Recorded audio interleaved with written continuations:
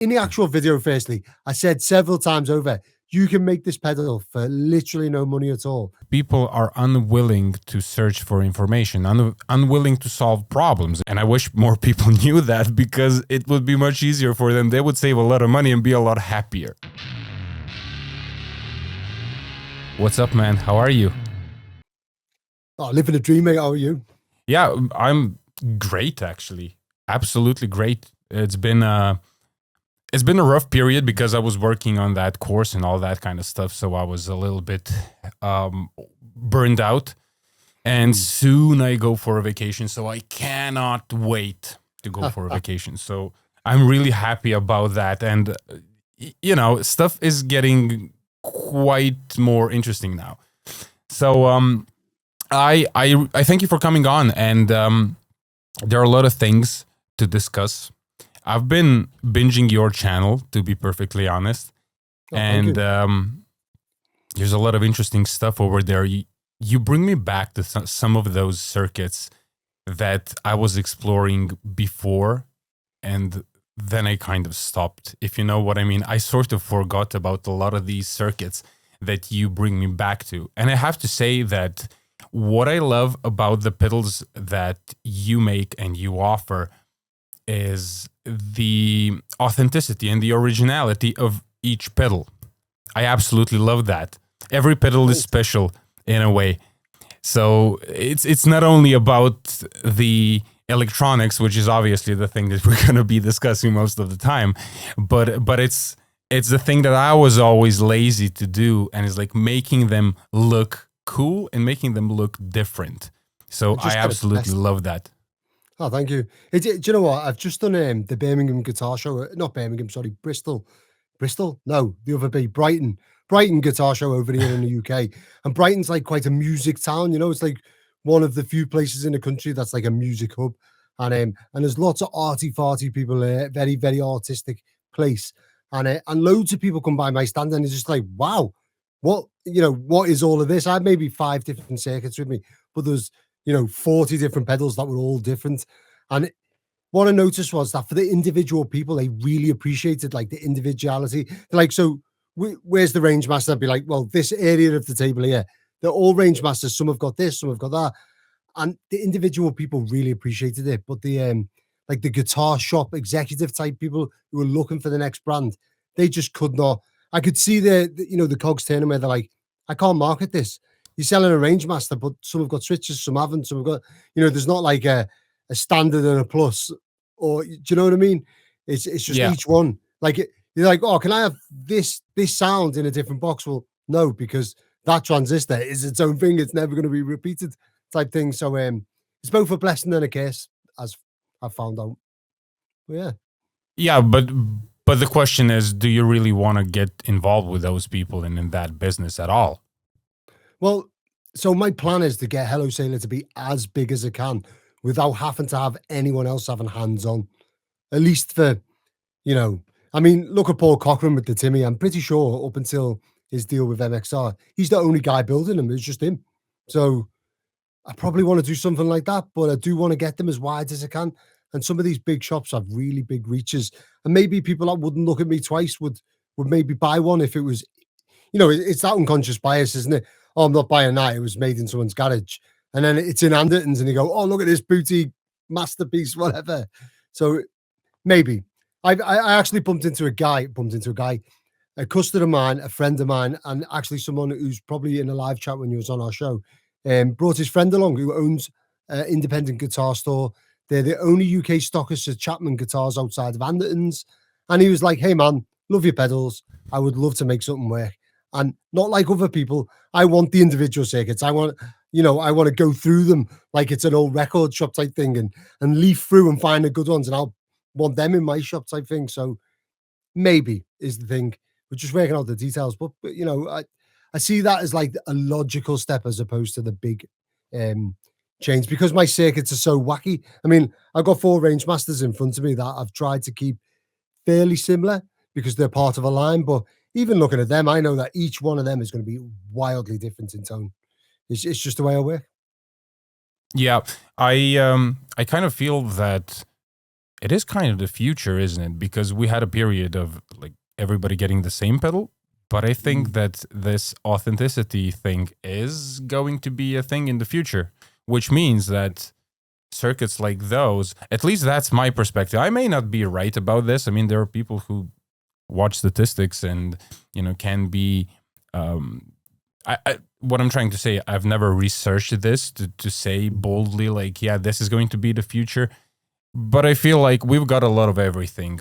And it's sort of a natural progression for people to go for, oh, all right, so now we've been all the same. So let's now figure out the ways how we can be different again, Yeah.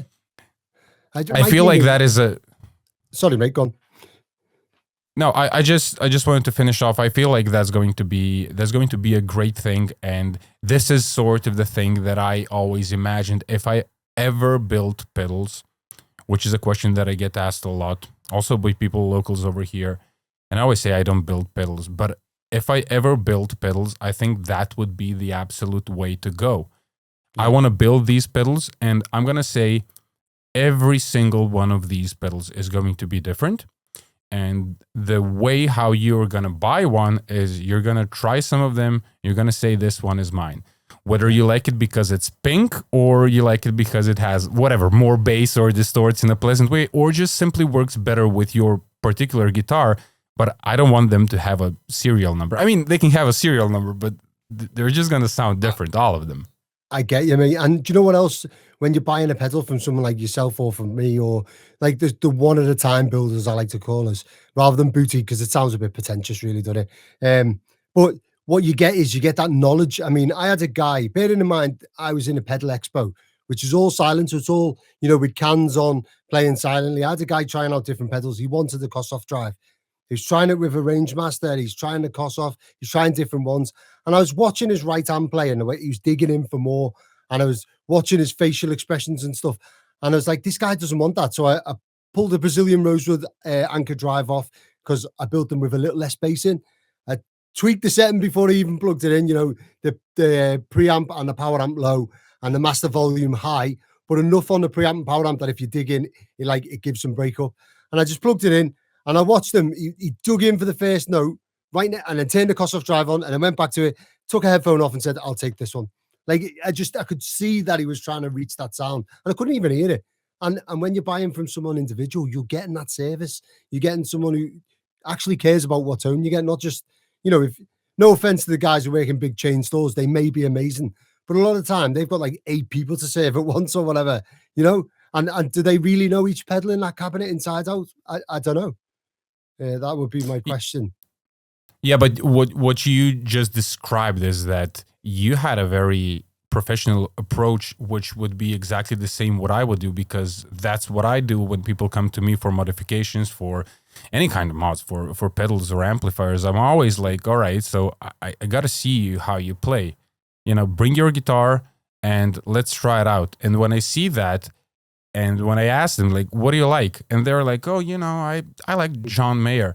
And I immediately pull out a few pedals and plug them in. And they're, and literally 99% of the cases, people are like, that's it. How did you know? Like, when you've built so many circuits, when you're in this world, like completely fully into this, then it's not that hard, you can see it. And what you just described was simply amazing. And that's something that I wish guitar players knew more. And that's, if you dig in, if you play a humbucker guitar, maybe you need a pedal that has a little bit more, low end filtering up front. Chances are that that's going to sound better with your playing style, with your setup. And I wish more people knew that, because it would be much easier for them. They would save a lot of money and be a lot happier. Exactly. I mean, you pound all that bass into the front of it. It makes the transistor, the whatever's creating the amplification, the IC or whatever, work so much harder.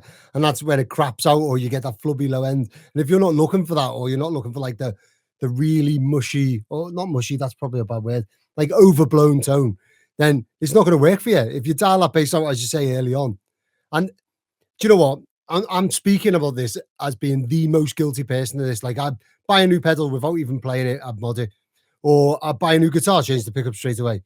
or Yeah. that was me. So I understand where people are coming from. Like if someone put me in a room when I was first starting out, maybe the first 2 years, and said, "What sound are you trying to get?" I'd say Paul Kossoff, Granada Studios free, whatever. And they'd be like, "Oh, you're kind of playing the wrong gear, or maybe you could get out of this gear if you turned your guitar's foot tone down, or something." And I'd just be like, "No, well, I want like the blue LED, or I want," it's just something absolutely pointless. And the thing is, there's Yeah. a lot of people happy to mod your gear. Like it annoys me when it comes to like vintage amps. They're happy to destroy a vintage amp, whether you're into vintage or not. Don't destroy history. Just to take a few quid off someone and say, "There you go, here's an amp that you're going to hate equally." I just feel like that's a bit of a chill. Yeah, there's a lot of stuff happening in that department, definitely. But I will say that, there's a group of people that is, well, here's the thing. I have to put it this way. I know a lot of friends of mine, they would resell a lot of gear. So they would not get married to a piece of gear. And that's usually the working musician's way.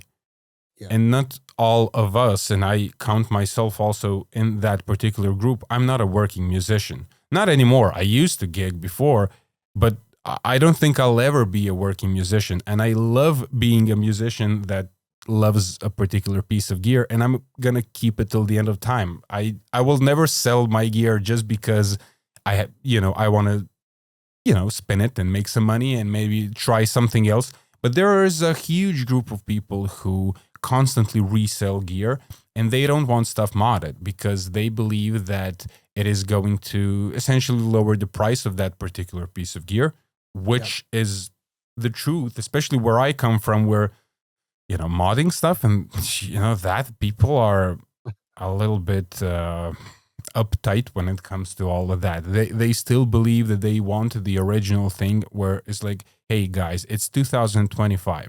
If you've got all the resources, you've got all the information to know that none of these musicians back in the day played stock Marshalls. No. I mean, some of them did, but rarely, It was always exactly. like, and now you have your JCM 800 fully stock and you're asking like $2,000 for it, and it sounds like crap. But it's a Marshall, Yeah, and, exactly. But they think that they have a piece of gear that it's valuable.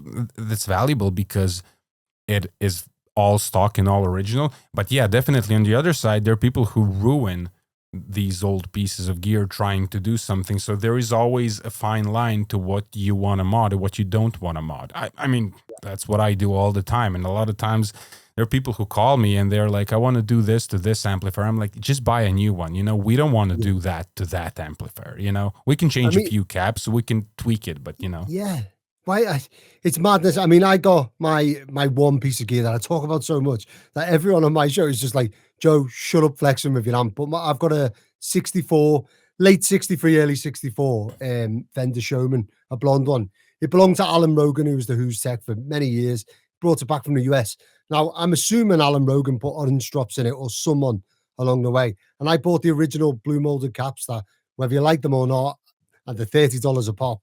I replaced it all to have it original, because that is the sort of era that's like, it's a piece of history.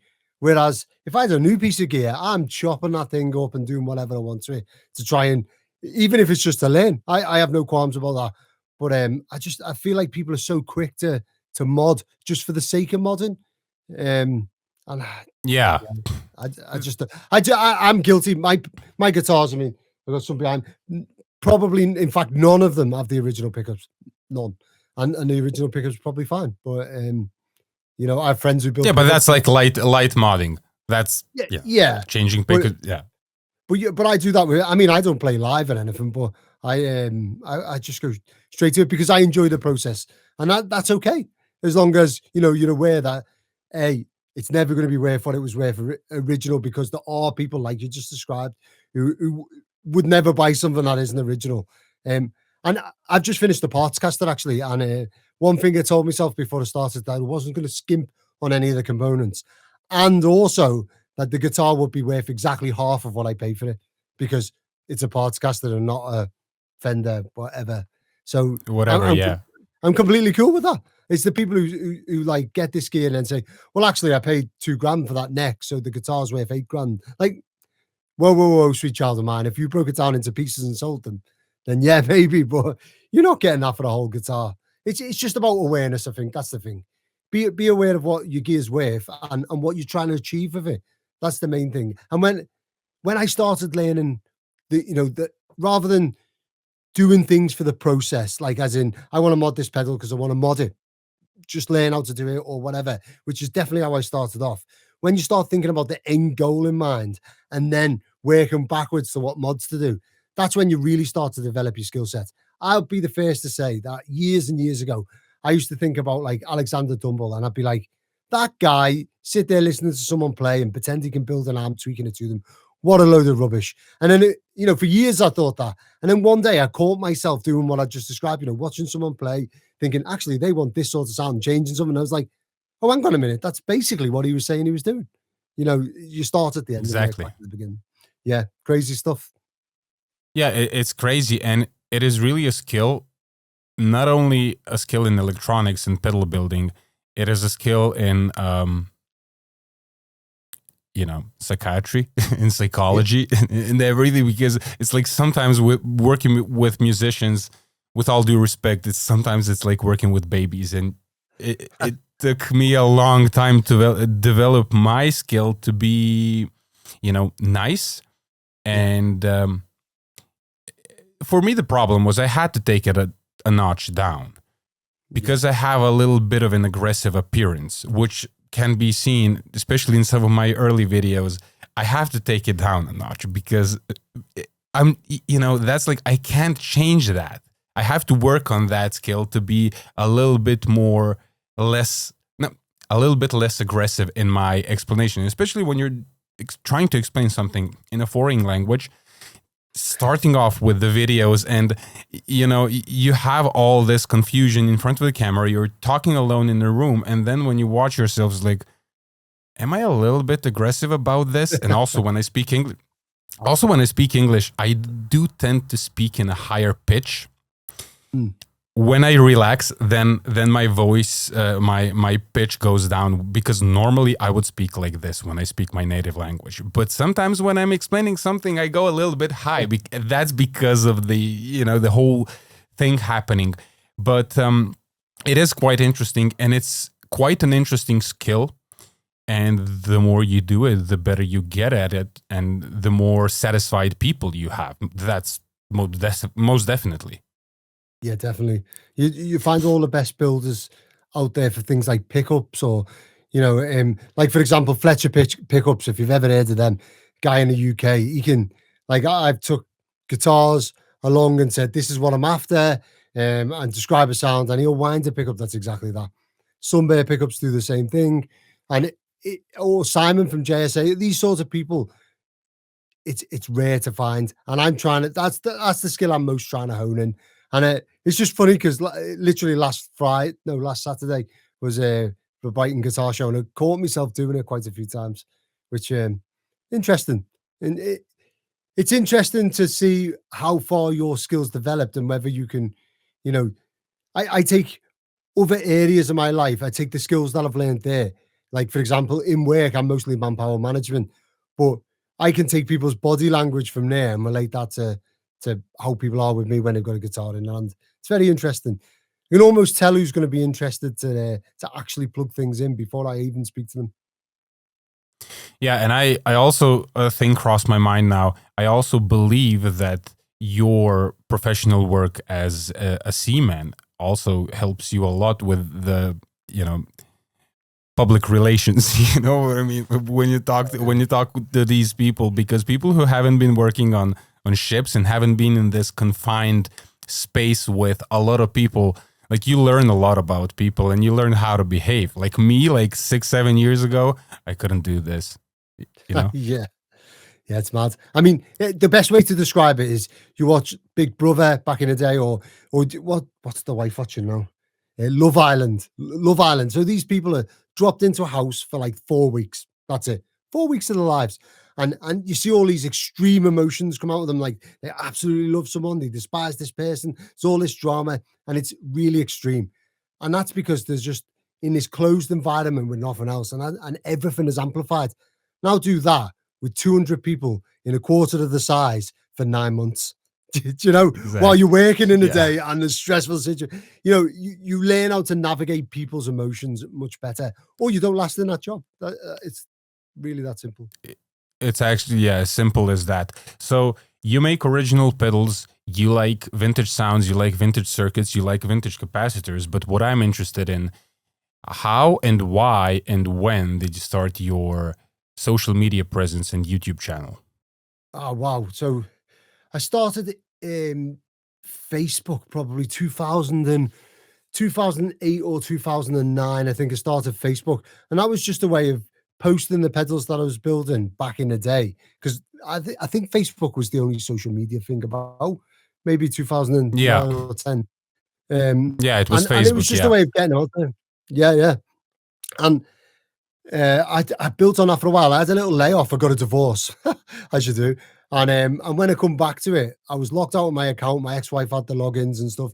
And I just thought, I'm starting from fresh. And I went purely into Instagram, and it was just pictures of the pedals.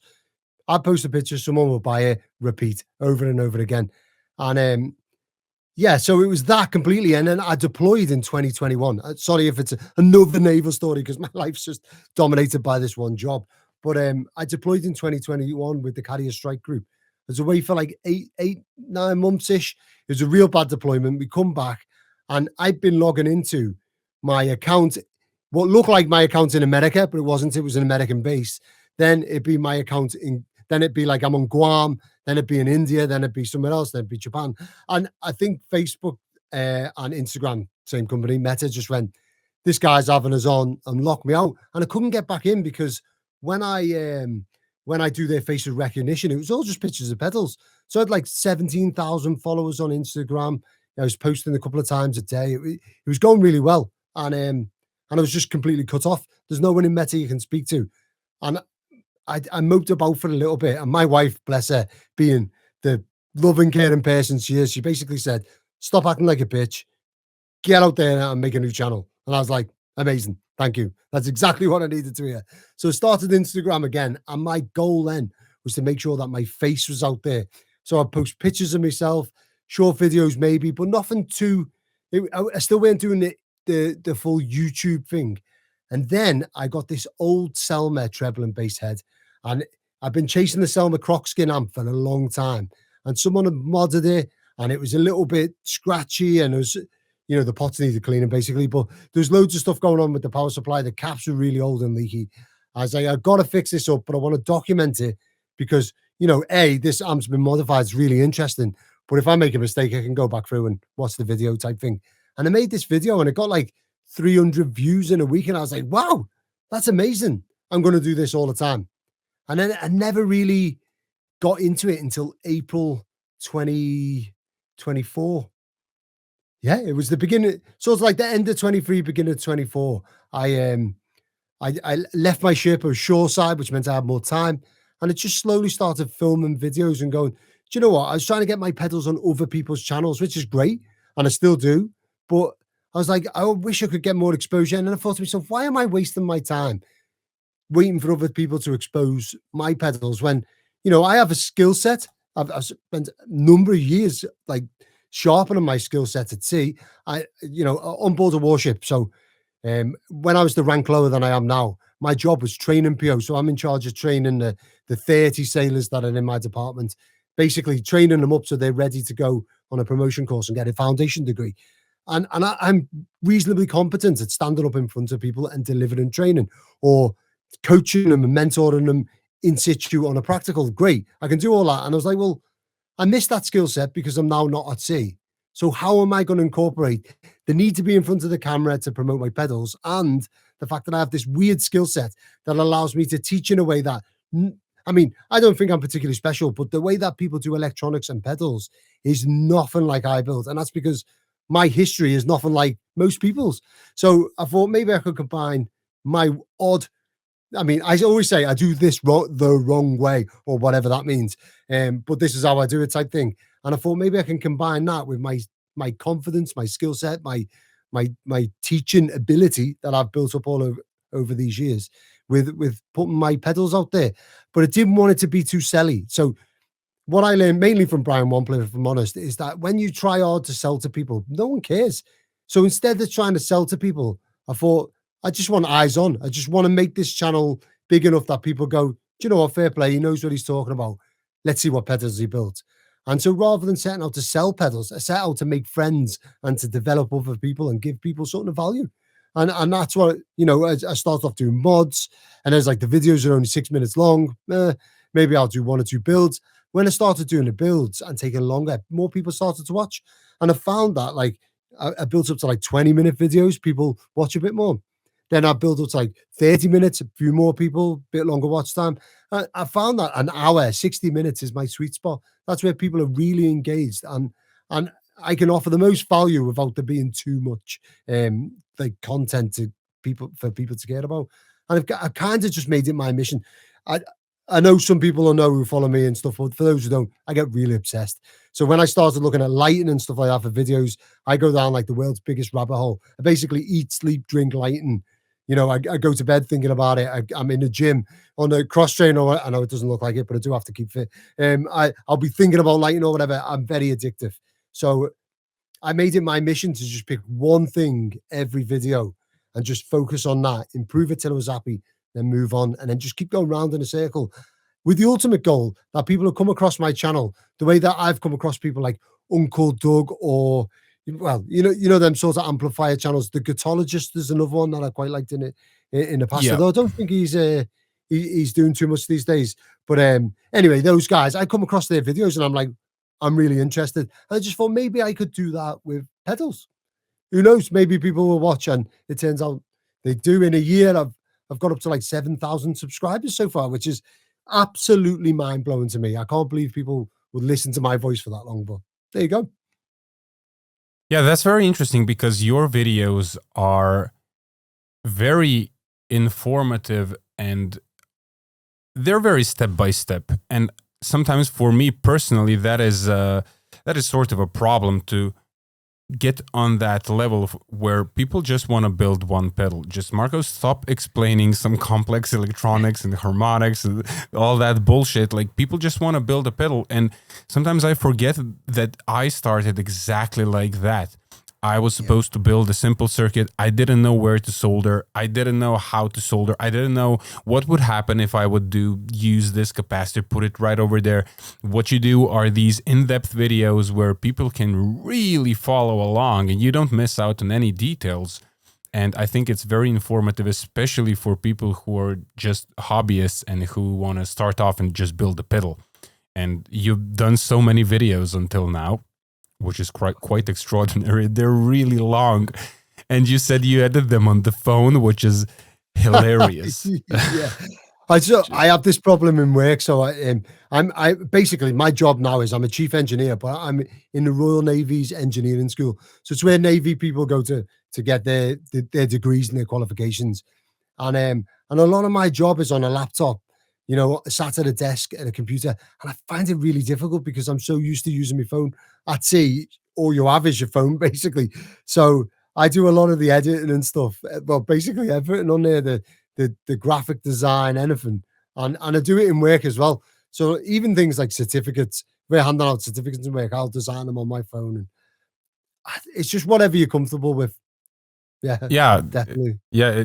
The truth is, tone chases don't end until you understand what's actually happening in your signal. If your sound feels off, inconsistent, or just not you, probably it's not your gear, it's your understanding of it. That's exactly why I created the Slightly Technical Academy. We teach real audio, electronics, perception, gear design, starting with the Big Muff Pi. You learn how to build, mod, and shape your tone from the inside out. And the best part, you can register for free and grab some killer ToneX packs and access the tech pages. So go to slightlytechnicalacademy.com and get started. It's great. I'd like to talk a little bit about some of the pedals that you made. Recently, I watched a video. You were working on the Ibanez Distortion, which is quite an old circuit, which is a little bit more complicated in terms of, like, it has more components compared to most of the pedals that you normally build.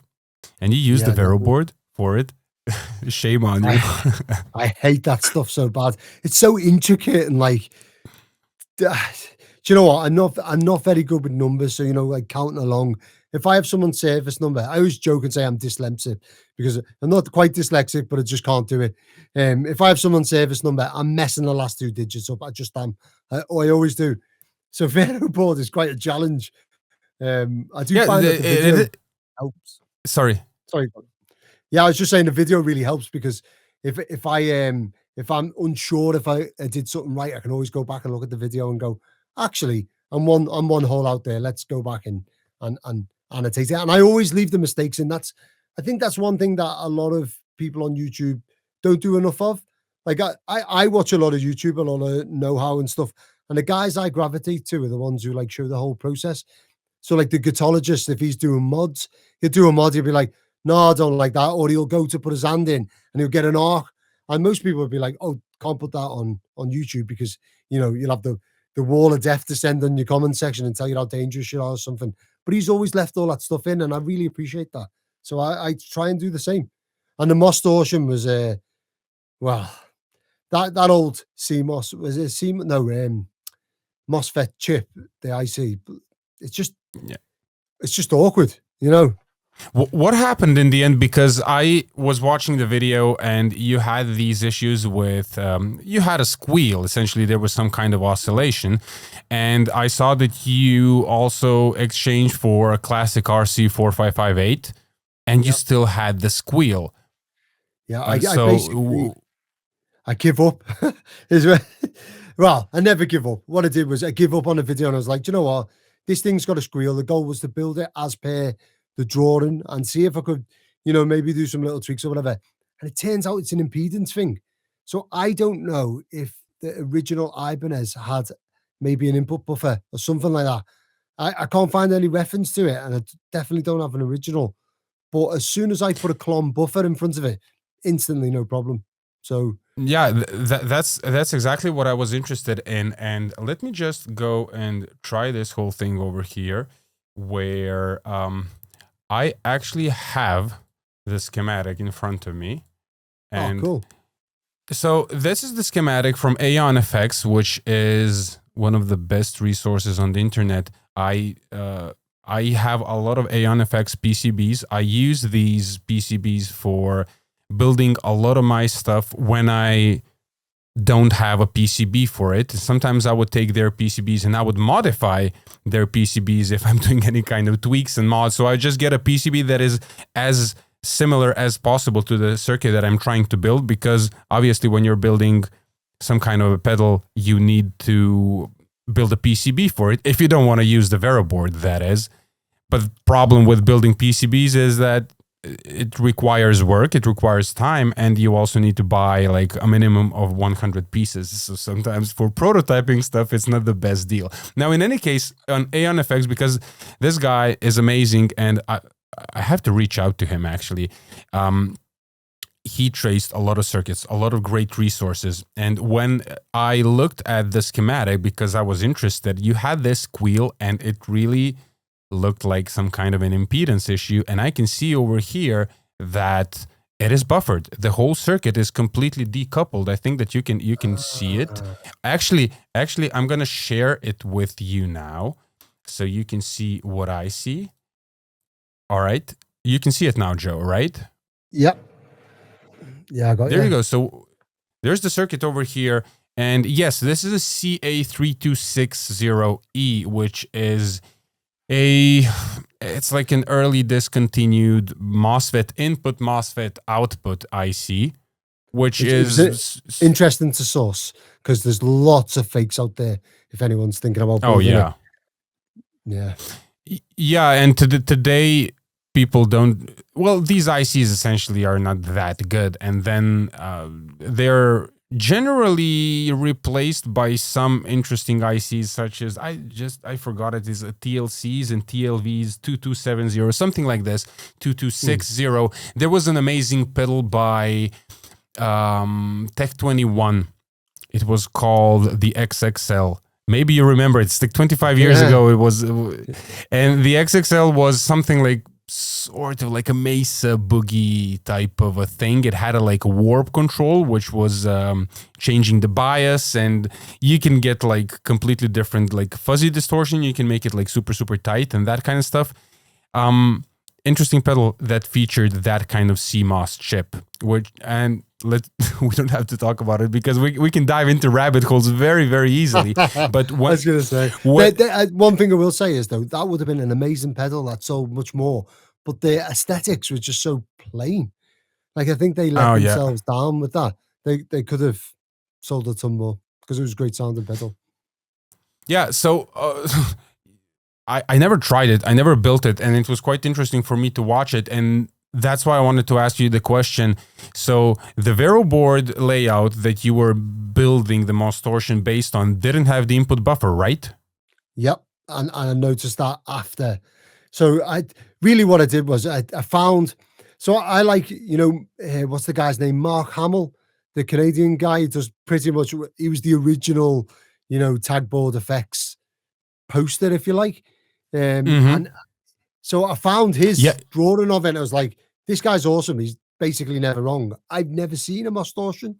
I just assumed that would be right. But then I think when I went back to the actual to the page, I think somewhere further down someone mentioned input and output buffers. But I just, because I wanted to build the circuit, I just went gung-ho and I copied this Vero bit for bit. So yeah, I think I made the mistake of not including a buffer, and it does show you exactly what happens with this sort of circuit if you don't have a buffer when you should do. The impedance is quite interesting. The ways of the impedance is sometimes quite weird. Yeah, that's mad.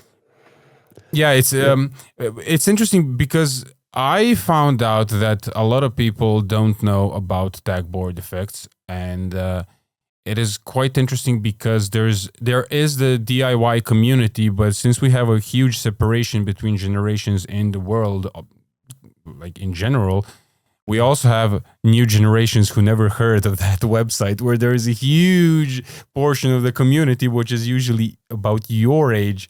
Everybody knows about that because it's like pre-internet stuff, and you can't really see anybody on the internet talking about like tag board effects and like making Vero boards. There's not a lot of DIY channels. There are not a lot of people who talk about this kind of stuff.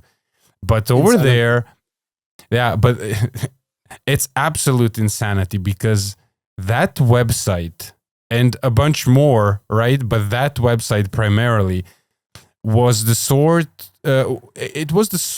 of unimaginable happiness for little Marco when I started building stuff, because that was like ridiculous. Like, come on, like people are building, like you've got all the layouts over there. But it definitely happens that sometimes they create layouts that are, well, sometimes they're based on a schematic which was sourced by somebody else. Somebody else traced the pedal. Sometimes the schematics were incomplete, and sometimes they do that kind of stuff on purpose. One really good example is a tube screamer without the input and output buffer. And later I found out, so it's one of those pedals that I built like, I don't know, like 15 years ago. It is the thing that you would go about building, but then you find out that the €400 tube screamer that is sold today is that exact same thing. The one, what was it? Oh my God, I forgot the name of this particular the Japanese one. The Japanese. Yeah, company? The purple Vemoram purple. They had like a limited edition where they stripped off the buffers and. So that pedal sells secondhand for about 1,100 quid. And do you know why I'm thinking that people will be willing to pay it, or why I would probably be willing to pay it? Is I think the enclosure is solid brass, and it's in the form of a. Now that could be the only reason why I would see that it would make up, unless someone famous has used it and they're like, But a solid brass enclosure. I mean, you could do silver or gold or something like that, I suppose. But yeah. There's no question about that. When you take a look at that pedal, I think it was also point-to-point made. It is really well made. It looks absolutely fantastic. So, in general, whoever likes to spend their money on that kind of stuff, that's great. But what we are talking about here is the fact that you can actually access this exact same circuit on tagboardeffects.com, and you can make it for like $20, including the enclosure and everything. It's not gonna be made of brass, but it's gonna sound good. You could make the enclosure of brass. So you're free to do anything you wish. So exactly. I have this on my my videos all the time. I think my Kossoff Drive video is easily my most viewed video, and probably because I'm most passionate about that sound. But I had a lot of people in the actual video. Firstly, I said several times over, you can make this pedal for literally no money at all.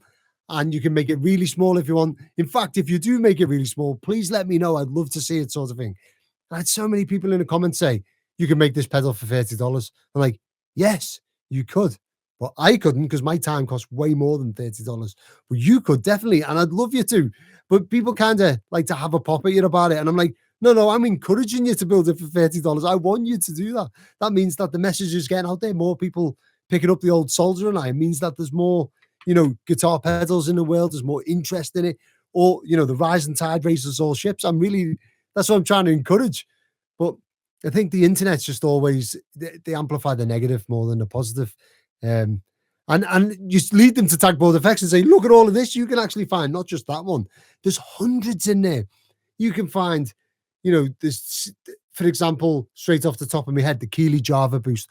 What a pedal. It's basically a Rangemaster treble boost or whatever, but it's wired up in a different way, and it's pretty magical if anyone wants to look that up.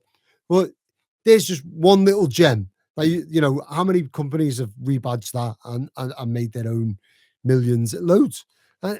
It's all there. It's all in this one place for everyone to get. Yeah. It is absolutely ridiculous. And thank you to those kind souls who worked their asses off to make that possible. But it only shows that it is an amazing community, and I would really love to give at least a small contribution to that world. That is the main reason. Honestly, that is the main reason why I started doing this and started my academy, because I've learned so much from these people who've been writing stuff and leaving. They were basically creating a database of their knowledge, a digital database of their brain. And I'm not talking about Tagboard Effects now. I'm talking about all the websites that were created by engineers, audio engineers, who made so many amazing posts about different stuff, where a lot of us, we learn from those things. And that was my general idea, because I felt like I would love to contribute to this world, because I felt like, all right, so I could contribute to this world. I have some things to say, but I would like to make a website where people could also go and, read the tech pages. I understand that nobody reads the tech pages, but I made 2 of them today. I don't care. That's why I do them. Like, there is no question about this earning money thing, because we already talked about it when I was on your podcast, and it is a thing that I believe it's going to get fully clarified very, very soon, because, people come with these, as you say, the negative comments, and, you're just making money. Like, yeah, YouTubers who make videos, they have to make money. People who make pedals, they have to make money. There is no question about that. You can make that for $30. Go do it. Be my guest. I remember... Sorry, mate. God, my favorite's the adverts. So I get people say, "Oh, there's just every 15 minutes there's an advert on." I'm like, yeah, that's kind of how YouTube makes their money, and that's what they pay me to be on.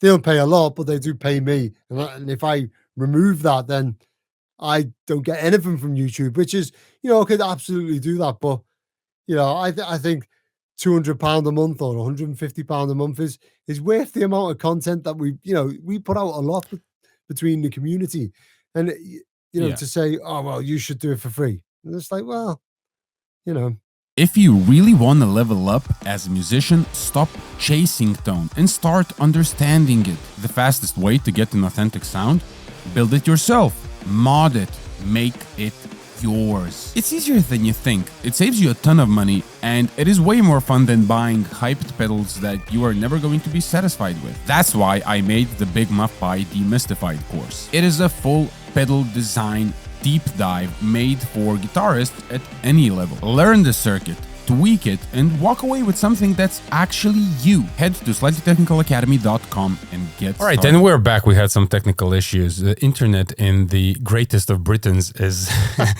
is a Not too little great. is not too great today. Now, in any case, we kind of started talking about some of the comments, but I figured out that we're gonna leave that topic for the comments section because there's absolutely no need. There are so many more interesting things to talk about. I've been watching your videos carefully, and I would like to hear. Actually, I would like to talk to you about the components because that's one of those things that we did not touch upon when I was a guest on your podcast. So I would like to hear your take on the whole opinion on the whole topic of components, because you watched my video on the components, even though I'm pretty sure that we pretty much have the same opinion, but I would like you to criticize me now openly for this stuff, because when you make your pedals, you're using a lot of these crazy components. I mean, there's nothing crazy about them, but they're NOS. They're a little bit maybe unpredictable, but they're special. Yeah. So, and I would like to hear your opinion, how that contributes to the tone of the pedals. So it's completely subjective. Now, it's both a cop-out and absolutely the truth that the pursuit of this sort of thing, same with, guitar wood, pickups, sound of everything to do with a musical endeavor is all subjective. I may like something that you don't, or vice versa. And I think what it is people always say this, and now I get this a lot where people say, you could buy brand new capacitors that work the same way every time. And you could pick the ones that you like, for example, like any other major boutique brand in the world, buy hundreds of them, they're all going to be the same. You can put them in, great. And I'm like, yeah, that's fantastic, you could. But where's like the challenge and the excitement? So, for example, if I find, I happen to have a circuit in front of me, if I find some of these electrolytic capacitors, now they're known to be pretty bad and out of spec. If I was to get 100 of them, maybe only 10 are going to work. And that sort of chasing attention to detail is what I go for. Now, the question is, do you like the difference? It's not better or worse. There is no better and worse. This is what I keep telling people. No better and worse, just different. And I say, why not both? I mean, the guys from that pedal show, Dan specifically commented on my pedals saying, I don't just build vintage pedals. I fuse the two together. And in certain pedals or certain tones you're going for, you can do that. Now, first of all, let's just debunk one thing. Does it make a difference? It really does. And I proved that with the aforementioned 1964 Fender Showman.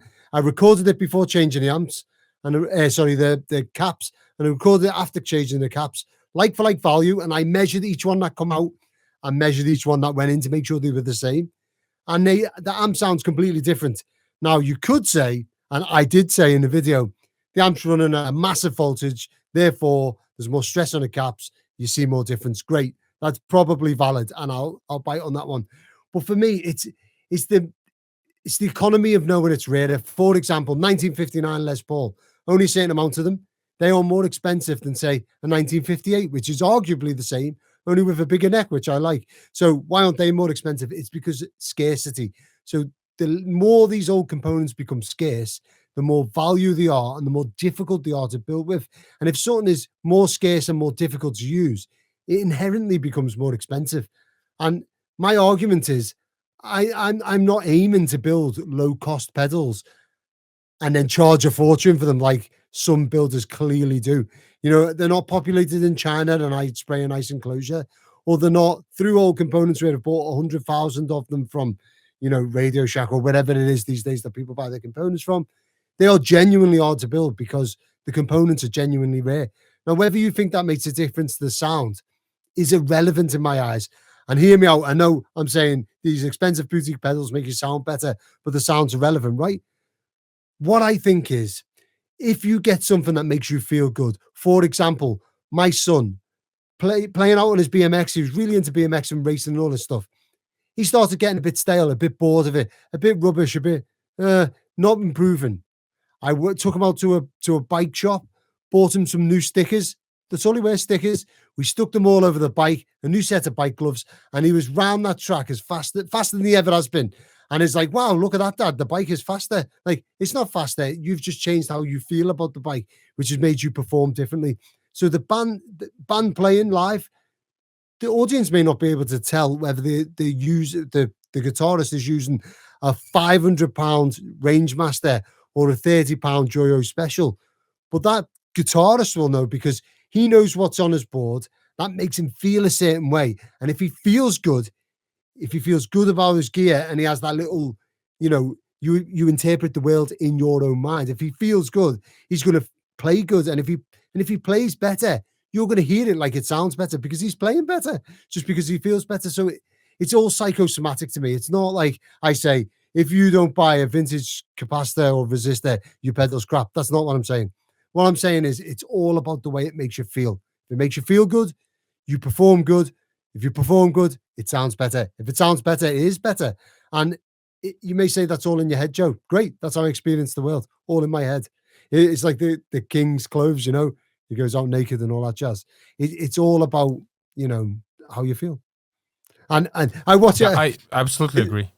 It's funny you made that video, and I was like, I'm making a counter video. This is amazing. I finally found someone that I can have a bit of, like to and fro with. But then I think the more I watch your video, we kind of agree.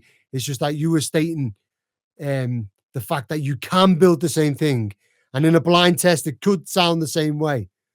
But I'm not playing that. What I'm saying is, I'm telling you it's different, and it's going to make you feel a certain way, and that will make you play better. So it was kind of a misnomer, if you like. Right? I definitely think. No. I love it.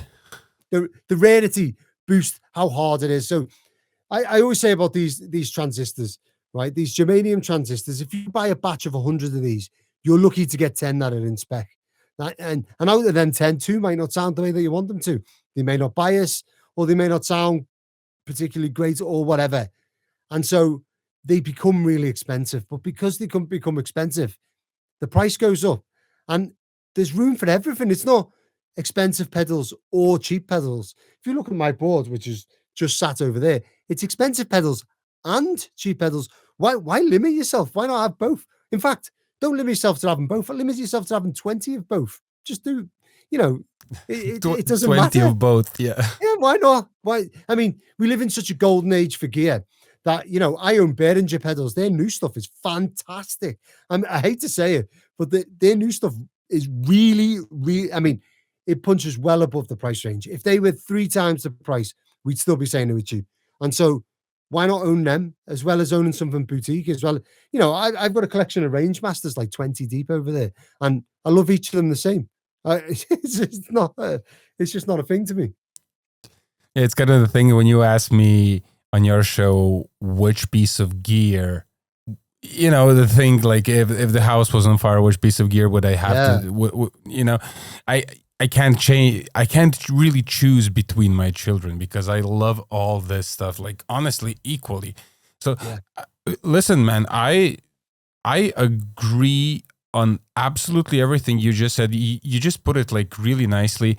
The discussion that is actually happening, and it has been happening on the internet for a very long time, is, I try to find these words so I'm not mean or anything, but it's a little bit, we're kind of tired of it, because the reality is, if you are building a bunch of pedals, if you're a company that is supposed to build, 1,000 pieces, or let's say 100 pieces a month, even that is a really, really high number. You need reliable parts. You would turn to parts that are tighter in tolerances, that are more reliable, that are easy to source, that are not overly expensive, because it's not it's electronics parts. It's not like you need to pay for them. I don't know how much. They need to be good. If you're a good designer, then it's going to sound good in the end, no matter what you're using. And the statement that I was trying to make in that video, which is, I'm trying to make the videos better, so I translate my opinions and my thoughts like clearly, so people clearly understand what I wanted to say. I was mainly referring to using certain types of transistors when it comes to that. Capacitors and that kind of stuff, it is a little bit of a different topic, which I want to get into, absolutely. But what I was talking about is that you don't need some vintage transistors to make a pedal sound good, because you can make it sound good, and I'm just highlighting this, you can make it sound good, not sound the same. Because none of them are going to sound the same. Even if you use these vintage components, they're not going to sound the same. You know? Every single one of them, when you build them, they're different, right? Yeah, and it could even sound better with the cheaper ones. That's the thing. It's all on what you're trying to do and what it comes out like, you know. I just recently built a Rangemaster with the switch to go between silicon and germanium. Now, the silicon transistor is a PNP. It's Texas Instruments or whatever, but not particularly rare, not particularly expensive. You can find them, hundreds of them online. They're maybe 20 pence each. On the other side of the switch is an NKT 275, which are like £500 and up to 1,100 quid, 1,200 quid per transistor. It's ridiculous. Now, which do I think sounds better? In that particular pedal, the silicon blows it out the water. It just sounds miles better. And it's right on the switch, so you can hear it right there. But there will be people that go, no, I prefer the germanium. Great. That's absolutely fine. And it's funny because at the Brighton Guitar Show, there's two pedals that I built identical. One had this NKT 275 in, £500 a pedal cost, which, believe me, is expensive. And I begrudge charging so much, but the extra is just the cost of the transistor. And the pedal next to it was the same pedal, just with cheaper transistors in, a couple £100 cheaper. And people are like, I don't get it. It's like you're paying for the cost of the rarity of that one transistor, and you plug them both in, and arguably the cheaper one sounds miles better to me. I mean, maybe not to everyone, but to me, it sounded miles better. It's just, it's almost like the difference between I mean, I don't know how much you're into cars. I'm not particularly into cars, but you go to an XR3i convertible from 1985, and it's an amazing car, really sought after, with thousands and thousands of pounds. However, you put that next to a brand new Ford Escort. The brand new Ford Escort's going to perform better in every single way. It's going to carry more stuff. It's bigger, faster. It's more reliable. All of this stuff. But which would you choose in your heart of hearts? I'm picking the old car because nostalgia, and I think that's the difference. I think it's not so much the sound, although some old stuff does sound arguably better. I do feel like when we're talking about instruments, playtime comes into it, and maybe, and same with maybe pedals. I've heard the argument said that some fuzz faces sound better because the caps have drifted, and what they've drifted to is actually better than what the original values were. So, and we can recreate that in this modern day and age. We can measure the caps and we can make it anything you like. So it's, yeah, I think we're agreeing on it. We're just saying it in a different way, if that makes sense. No, we are actually agreeing on it, most definitely. Your analogy on cars is actually really good, because if you think about it, you use the car to get from point A to point B. Now, somebody likes to drive a Tesla, and he likes to be all whatever, I don't know, like, is it eco-friendly? If it is eco-friendly, and Tesla is great, whatever. It has some, it does some things that other cars don't do, but there are other people who like to drive a muscle car, and they don't care if they're going to spend like 30 liters of fuel per 100 kilometers. They don't care. They just like to drive that one. And it all comes to that. There is a difference in production. There is definitely a difference in parts. But you know what I was thinking? I was thinking, because I also have a stack of like NOS parts, and I have no idea what's working, what's not working. But I was thinking of making also like videos where I would just get some parts and I would need to make a pedal of the parts that I have. I have no idea what it is. I just need to make it sound good. You know what I mean? So it's like you just get the parts. Yeah, you just get the parts. Like, can you make something out of this? Like garbage parts, because you can. That is exactly my argument. Where if you know what you're doing and if you know what you're listening for, then you can make it sound good. If it's vintage, if it's NOS, or if it's like new from the shop, whatever. So that was kind of the point where sometimes the problem is that people are infatuated with the idea of vintage parts and of germanium transistors and of even order harmonics and stuff like that. And they essentially don't know what they're talking about. And sorry to say that, because it's not that simple and it's not like that at all, you know? So that is kind of my argument. Yeah, that's the stuff that I try to do on my channel, which is, I guess, some people are provoked, but there is a huge portion of the community who are like, yeah, give me more of this. I want to know. I want to learn. How can I make this sound good? Because ultimately, it is the end result is the important result, you know. Well, that's it. You see, the end goal is getting the sound that you want, and people don't know what they want, because I've had people buy Rangemasters before and say, "Oh, well, I listened to your videos. It doesn't sound anything like that. For a start, you're playing different guitar, what have you, different gear." And he said, "Oh, I've gone into my 100-watt Fender and it sounds terrible." Well, yeah, because it's got nothing to push against. And or what I see more than anything else in the world is people buy one of my Rangemasters and they say, "Oh, I love this. I love the germanium setting. I'm not a fan of the silicon setting." But actually, when I look at the video of them playing, they're playing in a silicon setting, and they assume that that's what the germanium is, because to a lot of people, silicon is. I mean, all right, fair enough on a fuzz face. I think that drastically different. My opinion's more, I probably prefer the germanium, fine. But I think most people would prefer, Rangemaster-wise, silicon. They just would.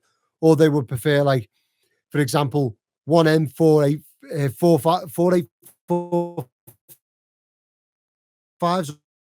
or 4548s, the standard diodes. Most people will prefer them because it's what you've heard a million times over. And they're like, "No, I want the germanium rubbish, whatever."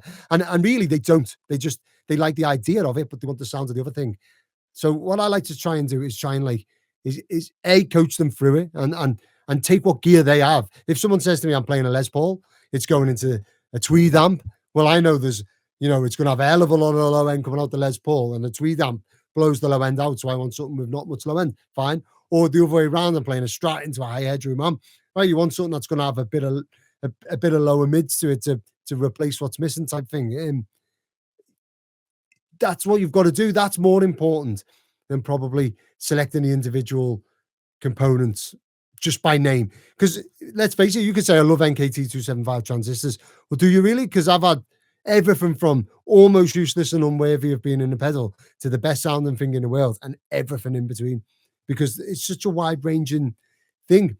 What I would like to do, and this is a fun video actually, I'd love to see what you think of it, is build 2 pedals, 2 Rangemasters, because I know the circuit so well, one completely out of new components, quarter watt resistors, just bog standard, whatever, and then a 2N3904 transistor, something like that, and then one completely vintage.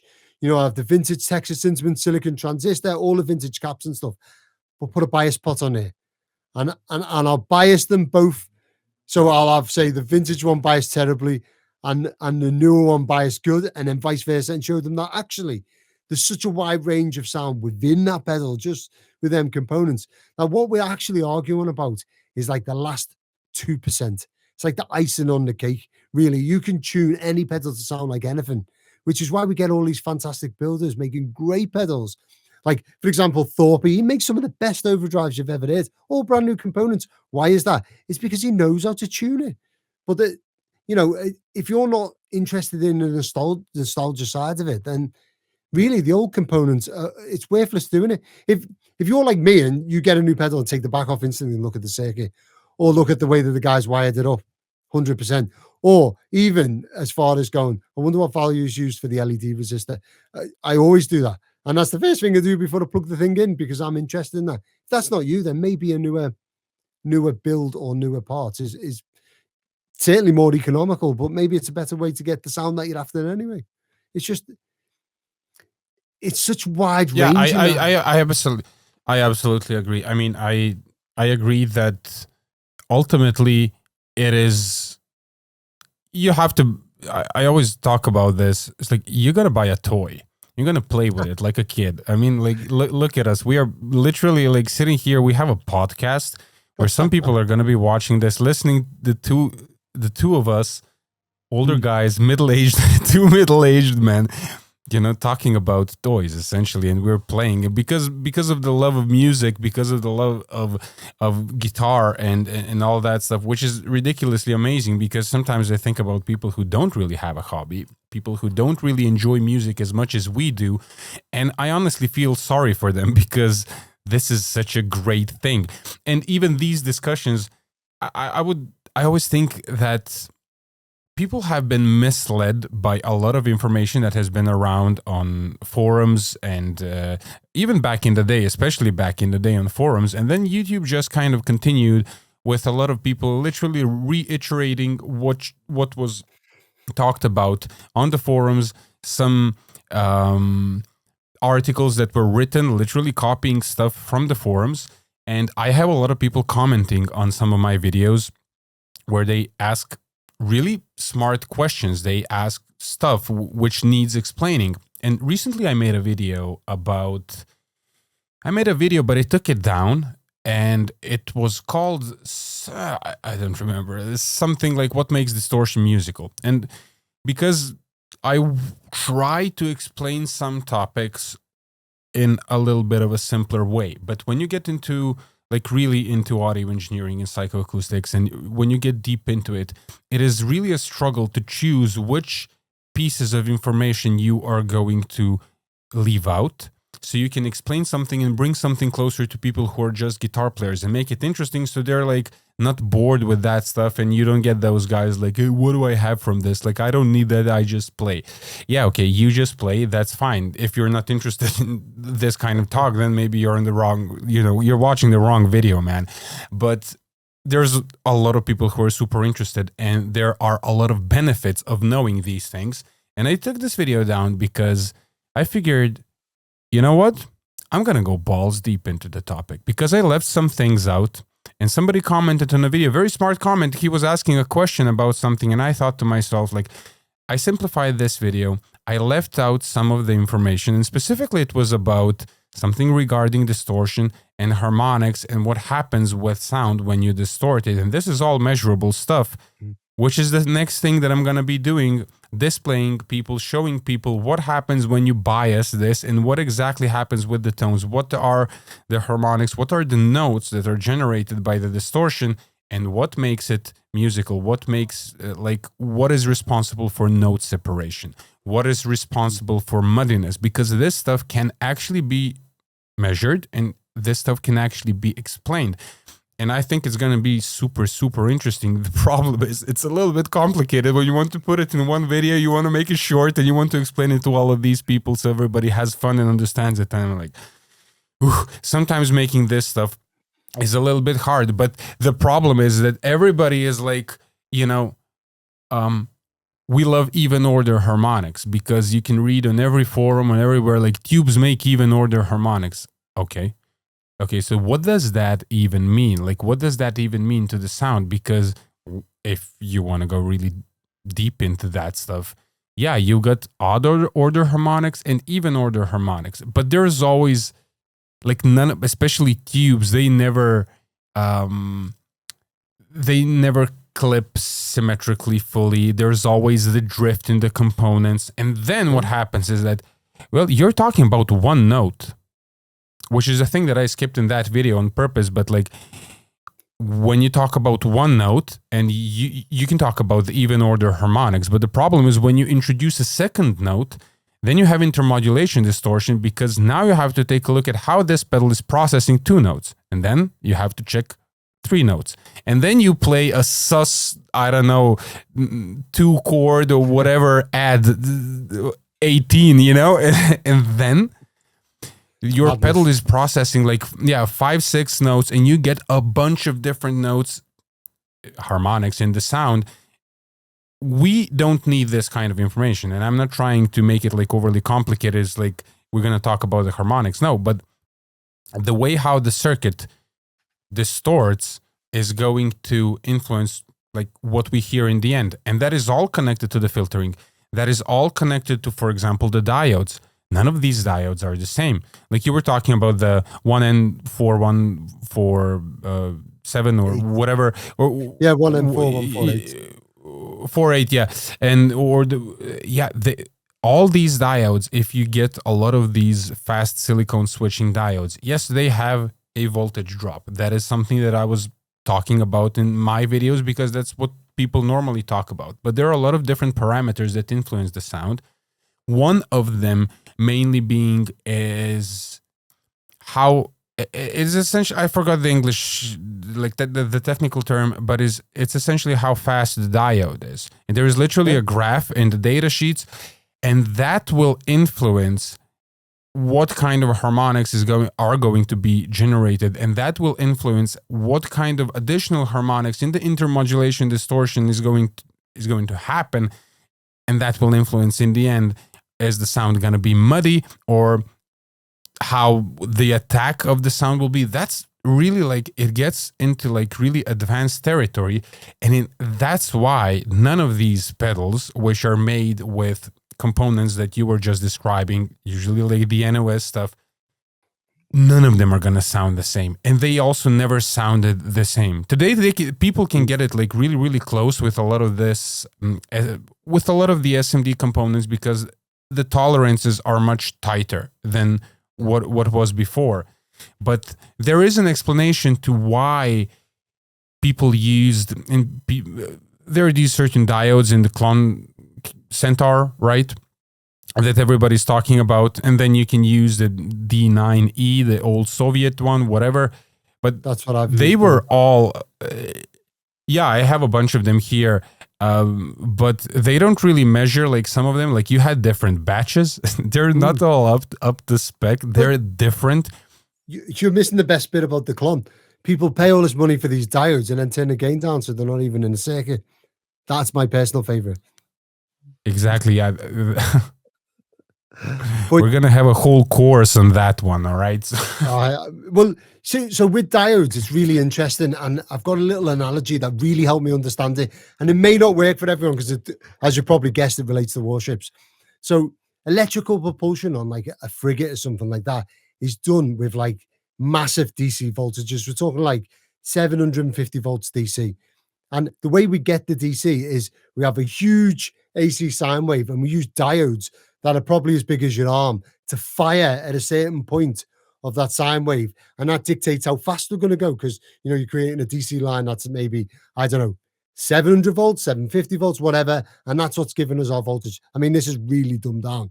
But if your reaction time is slow, when you push the lever up to go faster, the ship's going to slowly ramp up to it. And you imagine your note slowly ramping up. Or if it's a fast switching diode, you push your finger up and it's just going to whack and put all that power on there. That's kind of like what a fast switching diode is going to do to your tone. You pick and it's off away straight away. And if you think of it in them sort of terms, you can kind of visualize it. And that's exactly what's happening. Clipping is exactly what's happening in a warship to make it go. So, yeah. And I would like to add. Exactly. Yeah. And I would like to add additionally to that, it also, then it all depends on the circuit. How much of the filtering you're going to do before the clipping stages. Are you using the diodes in some kind of hard clipping or soft clipping arrangement with an op amp or with a BJT? Because it's a completely different story. I was doing this stuff in as part of this Big Muff course, and it was really interesting because I tried using germanium diodes, and they just don't work with the Big Muff. And they don't work for various reasons. Now, there could be germanium diodes that work, and you can make it work. You just have to alter the circuit a little bit. But that's it. It's not, you know, in that kind of arrangement, that's not the go-to thing. But if you try any kind of Schottky diodes, if you try MOSFETs, if you it's all plug and play. Like you can put it in and it works great. So there are different reasons why some of these things don't work. But a lot of these components that you use in your pedals, one of the things that I would like to ask you is why you use big components. What is your opinion on the difference between, let's say, 1 watt, 2 watt resistors compared to, for example, quarter watt resistors? Do you think that there is any difference to that? So the resistor thing is a real interesting one, because that's kind of different to other components, but we'll tackle that first. So if you go down to quarter watt resistors, for most brands, certainly the newer, I mean, I used a lot of newer resistors, but when you go below 1 watt, the legs are actually made of a different material. It's not copper coated. So that makes a difference because they're less conductive, for example, or and the thickness of the leg is very different. So I always tell this story about how I learned that impedance is a real big thing. So if you have a length of cable, that's going to have a certain amount of impedance, a resistor leg or anything. Now, when I was fitting a flood alarm to I joined this warship. It was the Monmouth, so the Black Duke, my favorite ship, as a leading and the first promotion I'd ever got. And I was like gung ho, like I'll fix everything. And I joined the ship and I tried to fix the flood sensors. It's like, I'll fit this new flood sensor. It come with all this wire. And I was like, not having that because it looks a mess. I want them to think I'm awesome. And I chopped a load of wire off. Well, of course, that capacitance in that wire was part of the circuit. So the ship, according to the system, was permanently flooding after that. So I messed the whole flood detection system up for the whole ship just by snipping one wire. And it really makes a difference in things like that. Now, when it comes to pedals, you may think, we're only talking about this far or whatever. But if you add all them components up together, I mean, it may not make a massive difference, but if you change one or two, but all together, it does make a difference that I feel like you can hear. And that's just it sums up. It sums up most definitely. This kind of stuff. It sums up, and it's really important in amplifiers. In amplifiers, it's really, really audible. For pedals, you can argue about whether you need it. It doesn't really. We already discussed it. It doesn't really matter whether you need it. You either like it or you don't like it. But in amplifiers, it's mandatory. There is one other thing to consider: is the volume that you play at. If I'm sitting here testing pedals, even through my headphones with the amp up a fair bit, you really, you can hear it. Yeah, you can hear it, but it's not like night and day. When I went to that pedal show, the volume that they play at is a completely different thing. So I mean, quite embarrassing, really. I sent Mick a tube screamer. I've been building them. Everyone loved them. It was amazing. It was like, right, I'll send Mick one. And he's like, sorry, mate, it's terrible. There's a weird sound to it that I just don't like. And the thing is, he was using this high-powered amplifier that was so articulate that it reproduced every pick sound or whatever. It was the 2-rock, whatever it is, the 100-watt 2-rock he's got. And you turn that up to max with this pedal. It was doing all the wrong things. And I needed to tweak the wire and run. I'd miswired one of the caps. There's loads of stuff that even miswiring the cap, you just couldn't hear it in the room here whatsoever, even with it turned up a fair bit. I thought I played loud, but really not. But when he put it in the situation that he's in, with this high-powered amplifier, playing dynamically, and he must have turned it on for about 3 seconds before saying it was terrible. So it all depends in your situation, I think that plays. Yeah, I think it's very important, the fact that we all, well, first of all, we all hear differently. That is a fact. Secondly, we all play different gear in different rooms, we're simply in different situations. When you build pedals, and I think this is a thing that a lot of people don't know and don't understand, especially people who build like relatively original designs. And I say relatively because there are original designs and there are people who do like cloning, but people who make pedals, they need to create some kind of an environment for testing, which is not always easy. Because when you make a pedal sound great on a Fender amplifier, chances are it's not going to work with a Marshall. And I learned that a long time ago because I loved cattle inbred pedals. I was introduced to that whole thing just through tagboard effects, and I saw like these really nice JFET and MOSFET designs, and for me that was interesting because when you get over the tube screamers and that kind of stuff, then you're like, all right, so what's the next thing? And then you see these JFET designs, really interesting. So I went over and I explored the pedals a little bit, and then I realized, I think Howard is the name of the guy who makes them. He makes them work on a Fender amplifier because what happens what happened actually was somebody had a pedal and he said it sounded like shit. And I was like, all right, so it could sound like shit, possibly, but I don't really believe it sounds like shit. I looked at the circuit, it must be good, but it's just voiced for a Fender amplifier to sound great on a Fender amplifier. And if you plug it into a different amplifier, it's going to be different. So to make a pedal sound great on different amplifiers, you need a lot of switches. That's the reality. I mean, when you're talking about range masters, you don't get into these problems. But when you make a distortion pedal, for example, like something like some of the stuff that I was designing before, I have let me just pick it up. Yeah.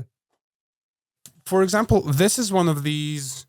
This is one of these pedals that I designed like maybe 10 years ago. This is a I call it the emulator, but it's like a really heavy distortion pedal. It's pretty original inside. It's one of my designs, but I have a few switches.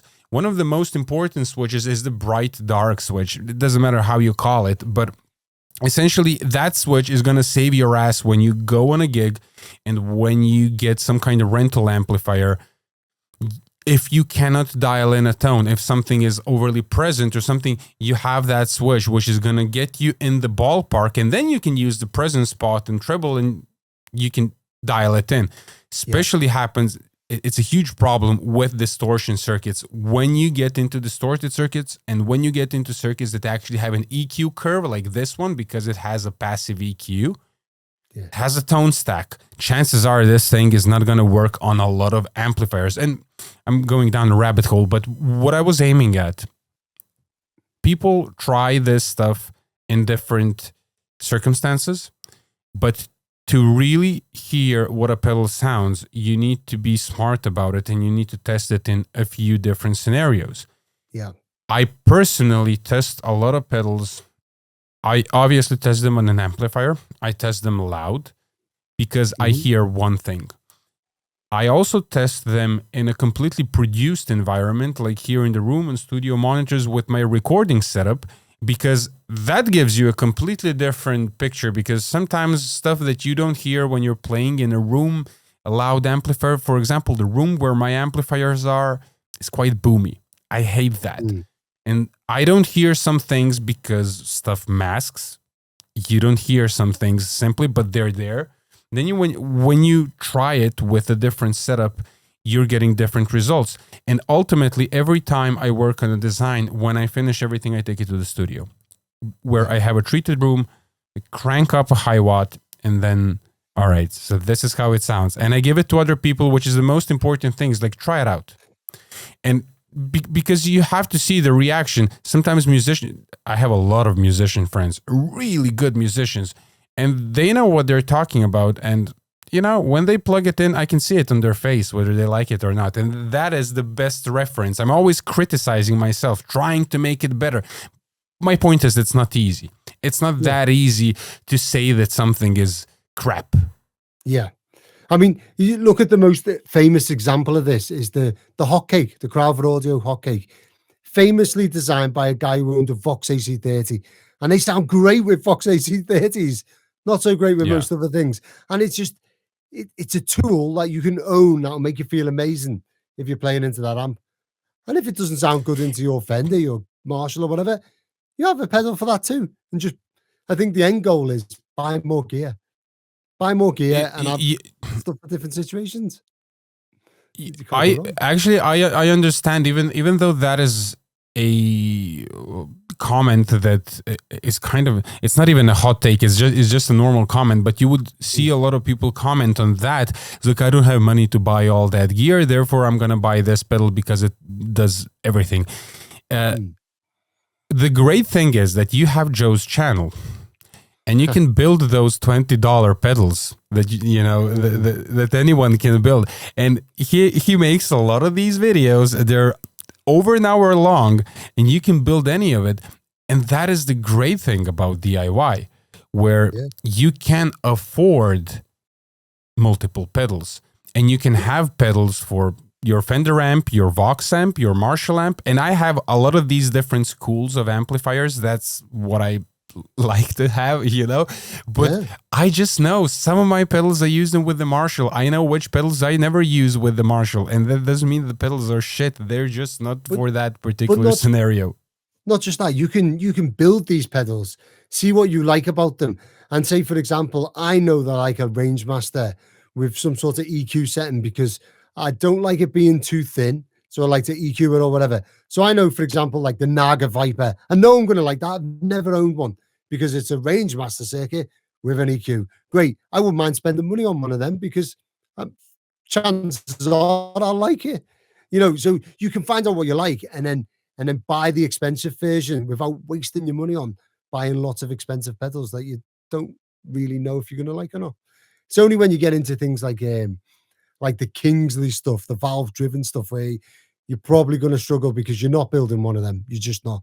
And you're probably not playing one before you buy it.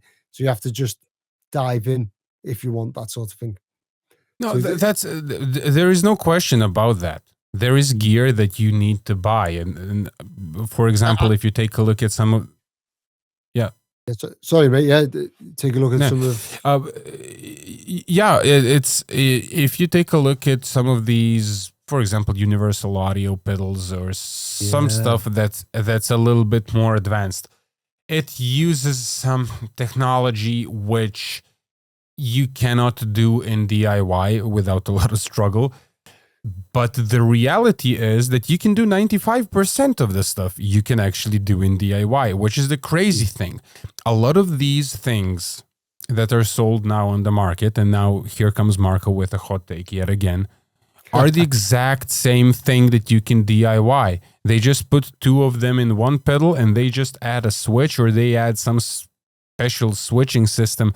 A lot of these things are the exact same thing, even though you can have special things in pedals. I mean, I love a lot of these things where they have like a lot of this more modern digital switching, which will allow you more options when, I don't know, like whenever you want to do something. Like people are also trying to reinvent something, doing some things that they don't actually really need, because it all comes to, like, if you look at a lot of these rock stars, they take a few pedals, they plug them in an amplifier, they just play. So you don't necessarily need a lot of these DI outs and that kind of stuff. But to make that, you can't do it in DIY, especially in an enclosure that is small. But essentially, a lot of these circuits, if you want to get that sound that everybody's talking about, well, you can get it in DIY because that sound was already there. Most of these circuits are actually copies of older circuits. Yeah. And I tell you one thing that I've noticed actually with what I didn't expect actually from YouTube is that I get a lot of comments or messages of people saying, Joe, I would have never picked up a soldering line, but your videos made me feel like it was okay to be wrong and it was okay to just try stuff out. And I've got into building pedals and I've built this and I've built that. And I think that's the best thing in the world, is just inspiring people to do this stuff. And it's, my father-in-law, Glyn, says to me all the time, he comes to the guitar shows and he was like, you're giving away all your secrets. You're telling other people how to do it. He runs his own business. He's like, you're going to go out of business before you start. And I'm like, that's not how it works in our community. If we all learn how to do it, it just makes it more interesting because there's more pedals, there's more people building, and that means there's more interest. So, even things like the Moore stuff, is it Moore, the tiny little pedals? I can't stand Moore, them. Yeah. My feet aren't that small. Like, I mean, they're not particularly big, but I can't step on, if they're next to each other. But you could buy 10 of them and make a pedal board out of it and still get a great sound and also find out what you like. So there's the option to even go down that route and spend £20 for the pedal without even DIYing it. And there's no wrong. I always get frustrated when people say to me, what's the right way to do A or B? I think the last one was something like, what's the right way to add this cap? Because I can't get a 500 PF cap. It's either 470 PF or 510, which is right. I'm like, come on, it doesn't matter. Go for the 510 if you want. Go for the 470. Yeah. It really, but they're like, which is right though? There is no right, mate. There's just different. Well, yeah, there is that insecurity. I remember when I started out, I was also I had the same problem because you're always thinking that somebody else knows and somebody else knows better than you how this thing is supposed to sound. Where I honestly think that people should be investing more resources, mainly time, not really money, into developing the skills that they can decide by themselves. Yeah. And that is a sort of a reassurance of like, hey, man, it's fine either way. But let's be realistic. The industry that we are in is sort of it's living off of these things. Yeah. It's living off of keeping these things secret and these myths. Because now you mentioned a very important thing, and that is this thing of hiding things and not revealing the secrets and stuff like that. So, and I like to be like super honest and very transparent about that whole thing. Knowledge is for everybody. And the stuff that I discuss on my videos, the stuff that we are talking about now, if you want to learn about it, it's actually super ridiculously easy today, because you've also got AI today. You can ask them and they can search for books and you can find books. You just need to spend the time and learn it. Sometimes it takes 20 years. That's okay. You know, you have to go through a lot of books. It's not that easy.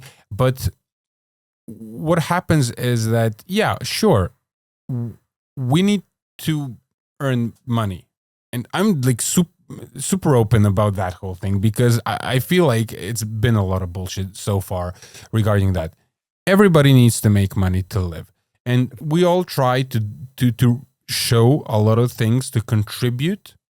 But then there are some things that, you know, I'm going to offer this for the X amount of money so I can sustain myself and so I can make these videos because it's a full-time job, right? So that is completely normal for everybody. But when it comes to these things in the DIY community and guitar pedals, we're not even trying to say something that's a secret. That's not a secret. Like, you know, a secret is when something is hidden. You know, when you have something in the Vatican down in the cellars, some books that nobody is supposed to see. Like, that's a secret. This is not a secret. You can Google it out. Go to tagboardeffects.com, man, and you're gonna see a lot of secrets. You know, so that's what I'm trying to say. Like, it is about understanding. It's about conveying the knowledge. You are doing a great job with your channel, where you have very easy to follow videos for anybody, as you said, who's never picked up a soldering iron. It is absolutely amazing. You can reassure them that everything is going to be fine. You can show them that it's not that complicated. You can build a range master. It's like, how many? 6 parts, 7 parts? It doesn't really matter. You can make it sound amazing, right? And obviously, I'm trying to do the same thing in my way, a different way, which is a little bit overly complicated sometimes, but you know. I think another thing to note is I have this great experience with I've got a cousin who's rough. I think he's a year younger than, he's a year younger than me, and he's like he was a child prodigy, like the cleverest guy you've ever met. He did a law degree, got bachelor's, all of this jazz, and in his spare time he went and bought some books and did a music degree himself. Just read about it. This is like, you know, barely pre-internet type thing. And when he went in to do his exam, he absolutely smashed it. So he got like, I don't know what you would call it. I'm not really an educated guy. I never went to university. But he got like firsts, he got honors, all of this jazz. And the university said, "Where did you learn this music degree?" And he said, "Well, I just bought the books. I was bored in my spare time because I found law so easy." And they were like, "No, you can't learn that like this." And he was like, "Well, I did." And that's fine. There are people like that. You could just pick up books. But if you're like me, I mean, I'm not saying I'm stupid, but I certainly don't pick up things from books. So what would be better for me is I could spend 20 years what he learned in that music, their music books, or I could spend more money and spend a year doing a course from someone and learn the same thing in less time in a way that I could digest it. So, and you've got to expect to be able to, you know, all right, you're not going to spend 30 years learning it. So what do you pay instead of the 30 years? You pay a little bit of money for the course. And which are you going to choose? You're going to choose to learn it on your own for longer time and do all this reading, maybe go down the wrong route a couple of times and finally get to the answer when you're like my age? or are you going to pay someone for the course to teach you this sort of thing and get to the answer really fast and then have time to develop after that? That's a choice you get to make. It's absolutely a free country, free world. You can do both. You can do a little bit of each, whatever. But what you can't do is say, oh, you're charging me for this information. No. I'm not charging you for the information. I'm charging you for the way that I'm delivering it. And that's fine. And do you know what I mean? There's enough out there in the world. Yeah. You could learn it for free if you want, but you've got to spend the time then. And what you want to spend your money. Absolutely. Well, today we have this modern way of education, which is this course way.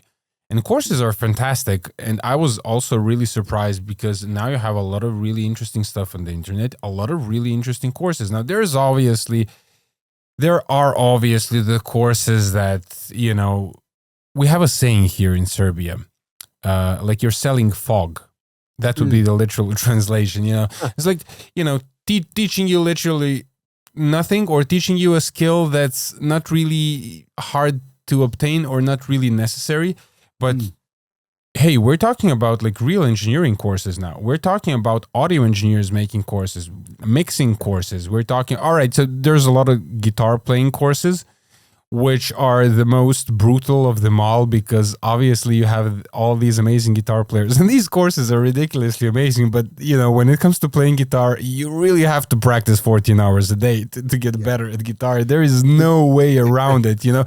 But with some of the stuff, like with the mixing courses, with the engineering courses, like you save a ridiculous amount of time. And I know that because of the thing that I was recently doing. Like, come on, for that ridiculous price, 14 hours of content, and it's gonna be more because I get these ideas like, oh, I didn't put that in the course. I'm gonna make another lesson, you know. I'm just gonna put it in the course. It's like it is a ridiculous amount of information, which is like sort of somebody chews it up for you, and you just have to say and receive it and you know, and go and digest it. You just need the will, which is the point in the end.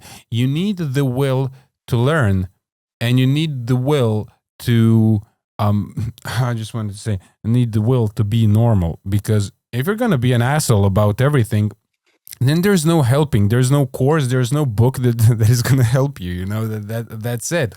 And but in the end, like, when we have this conversation, a completely open conversation without any preparation, without anything, it's the same thing when I came to your podcast. It's like, sometimes you think about it, like, are we having an unreasonable conversation? you know, like, no, like it's a completely normal, reasonable conversation between people. You can have it, or you if you don't want it, don't have it. You can have a pedal with vintage components. You can have a completely new pedal. You can also learn about pedals in a course. Or if you don't like a course, you've got these websites. I'm going to send you, you know what I should do? I should make like a TXT file with all these links. And if you subscribe to the Academy or subscribe to the channel, I'm going to send you the TXT file. Like, hey, but let me tell you something. There's a lot of links. There's a lot of books.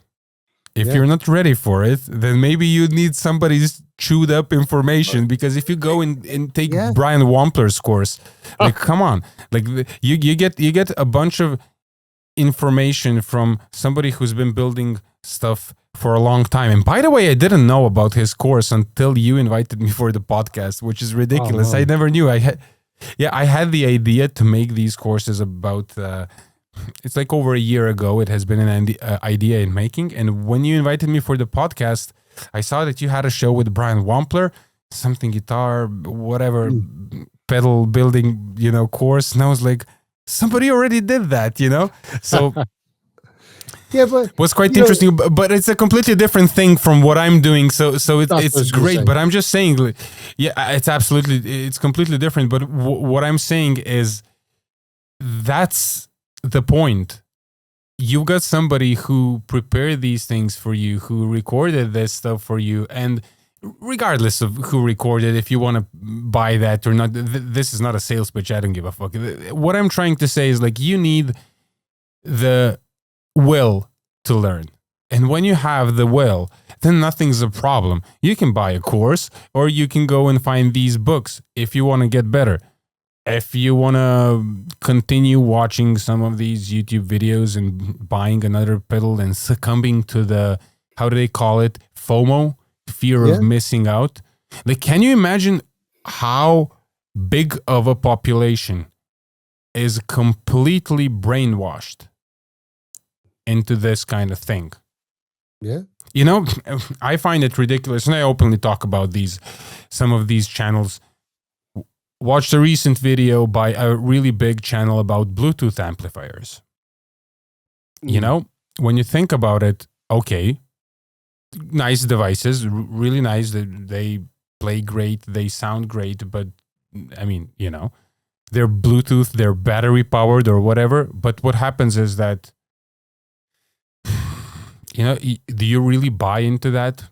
You've got these like pro musicians sitting and talking how great this stuff is. Next video they make about the custom 100 high watt. You know, like people are selling this stuff. You just need to be aware of that. That's completely fine, you know? Look at what people do and not what they say. So if they're on stage and they're playing the Bluetooth amp, then fair play. You know? Yeah. I tell you what I did last weekend on the Friday before the guitar show. I went to see a band called the Illegal Eagles. They're like an Eagles tribute band, but they're massive. It's like the biggest Eagles tribute band. I'm a fan of the Eagles. And I went with my father-in-law for his birthday. And as soon as we got in this big theatre in Portsmouth, I see on the stage all of these pedal boards. And I was like, yes, look, they're playing proper pedal boards. We were 3 rows back. And as soon as I sat in my seat, right in my eye line for both guitarists, Kempers. And I was like, fuck, this is going to be shit. And instantly, that's what I thought, because my preconceptions. I tell you what, the sound was amazing.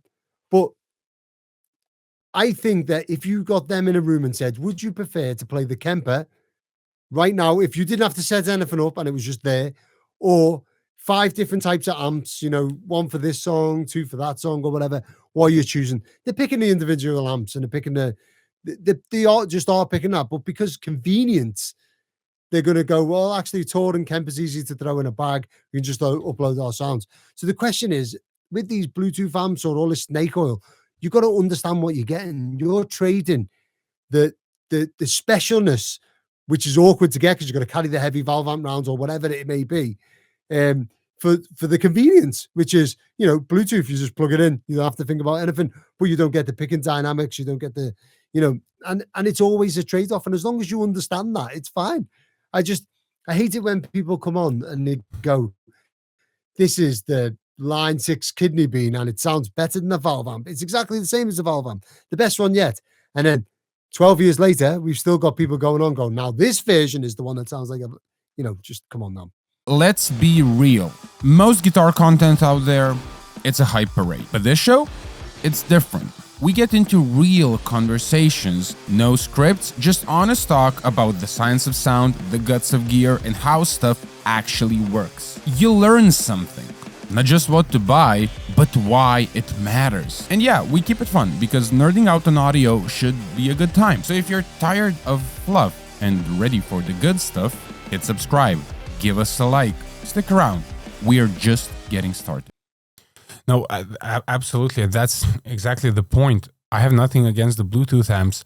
And they actually went a long way because they don't sound crappy like the first ones did. And it doesn't really matter. I don't give a fuck about a Bluetooth amp. I don't need one, but let's just say I'm not choosing it. No, I'm just not choosing it doesn't matter. But since we are having a very, like, just a normal conversation, it's not about don't buy it or that stuff is shit. It is about educating the people. And that is what we're talking about here.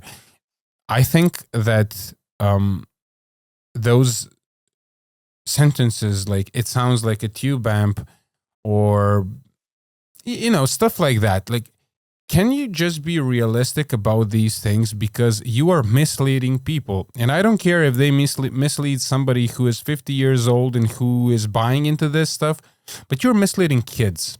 There are a lot of young people who have, I think that a lot of young people struggle with authenticity, honestly. And I think that's a thing that most young people should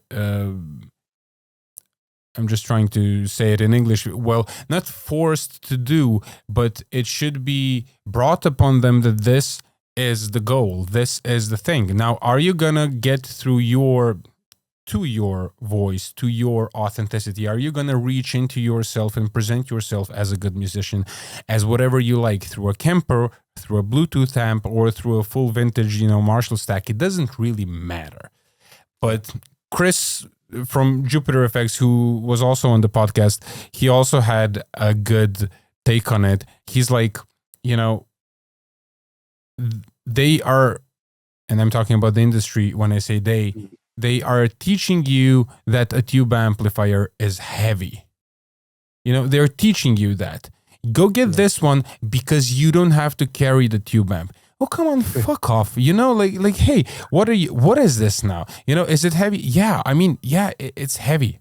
So what? I love it. I always carry that. I understand some people cannot carry because they have back problems. Some people are gigging every day, so they don't want to carry it. All right, so then you take another piece of gear, but don't tell me that other piece of gear is even better than the tube amp. Not only is it lighter, but it's also better. It sounds exactly like, I don't know, Richie Blackmore's Vox in a Marshall or Major or something, So that's the narrative, which is, I think, come on, we don't need that. Let's educate people so they have a nice, comprehensive knowledge about these things, and that's going to be fine.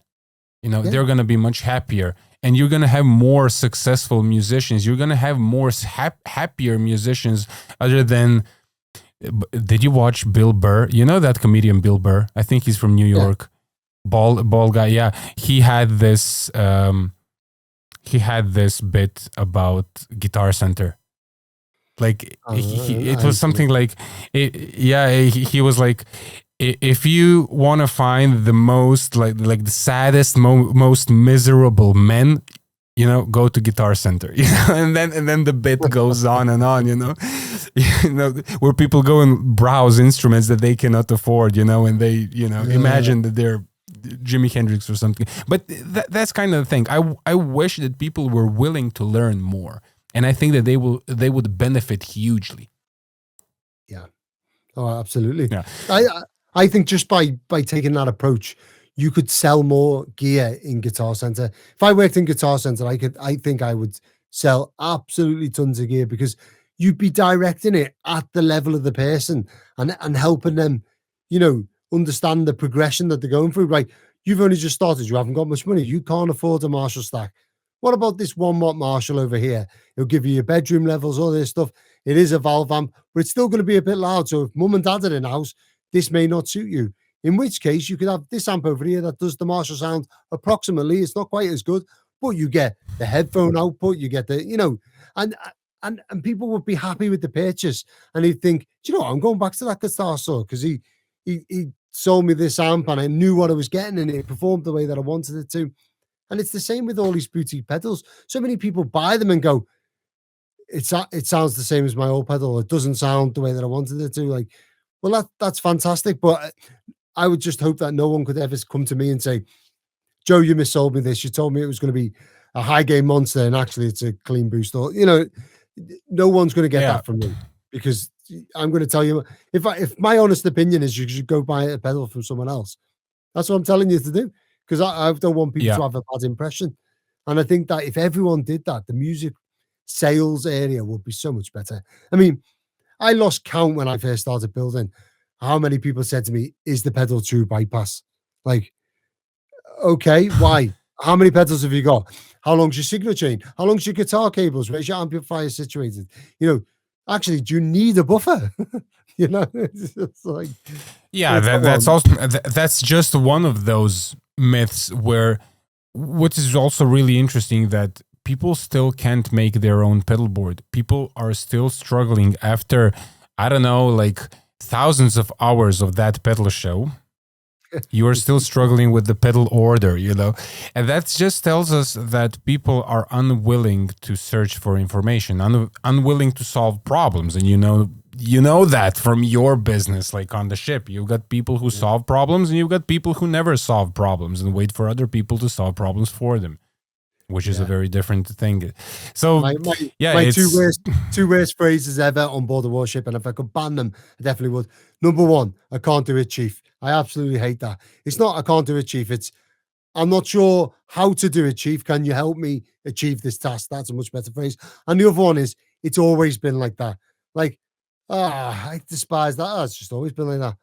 Well, you mean your cable cuts it's in and also out on the time? cruise ship. It was always like this. That's the that is the phrase of the cruise ship. Yeah, it's a disaster. It was always like this. Oh, let's just carry on for another 20 years struggling, then, shall we? Or maybe we should exactly. Yeah. So, we've been talking for quite a while now. I've got a few more questions. We're going to be quick about it. I am interested in, we haven't talked about capacitors yet. Okay. And that is the thing that I would just like to touch upon a little bit. You use a lot of these different big caps. You use capacitors that are rated for higher voltages. Yep. Can you explain why do you prefer these components over some other components? Yes. So there's a lot to it. First of all, I'd say if you're going to use vintage capacitors, you really need to get a capacitor tested of some form. I have this really cheap £15 thing that I bought off Amazon. It gives me the actual capacitance and ESR, the two and the drop. I mean, I could probably get a cap and demonstrate it now, but you need to know that because ESR is like, if you imagine it's resistance to. So how do I explain it? A capacitor is kind of like an accumulator. Now, an accumulator is a big metal space that takes up a volume of your system. So like a battery, it charges and discharges, if you like.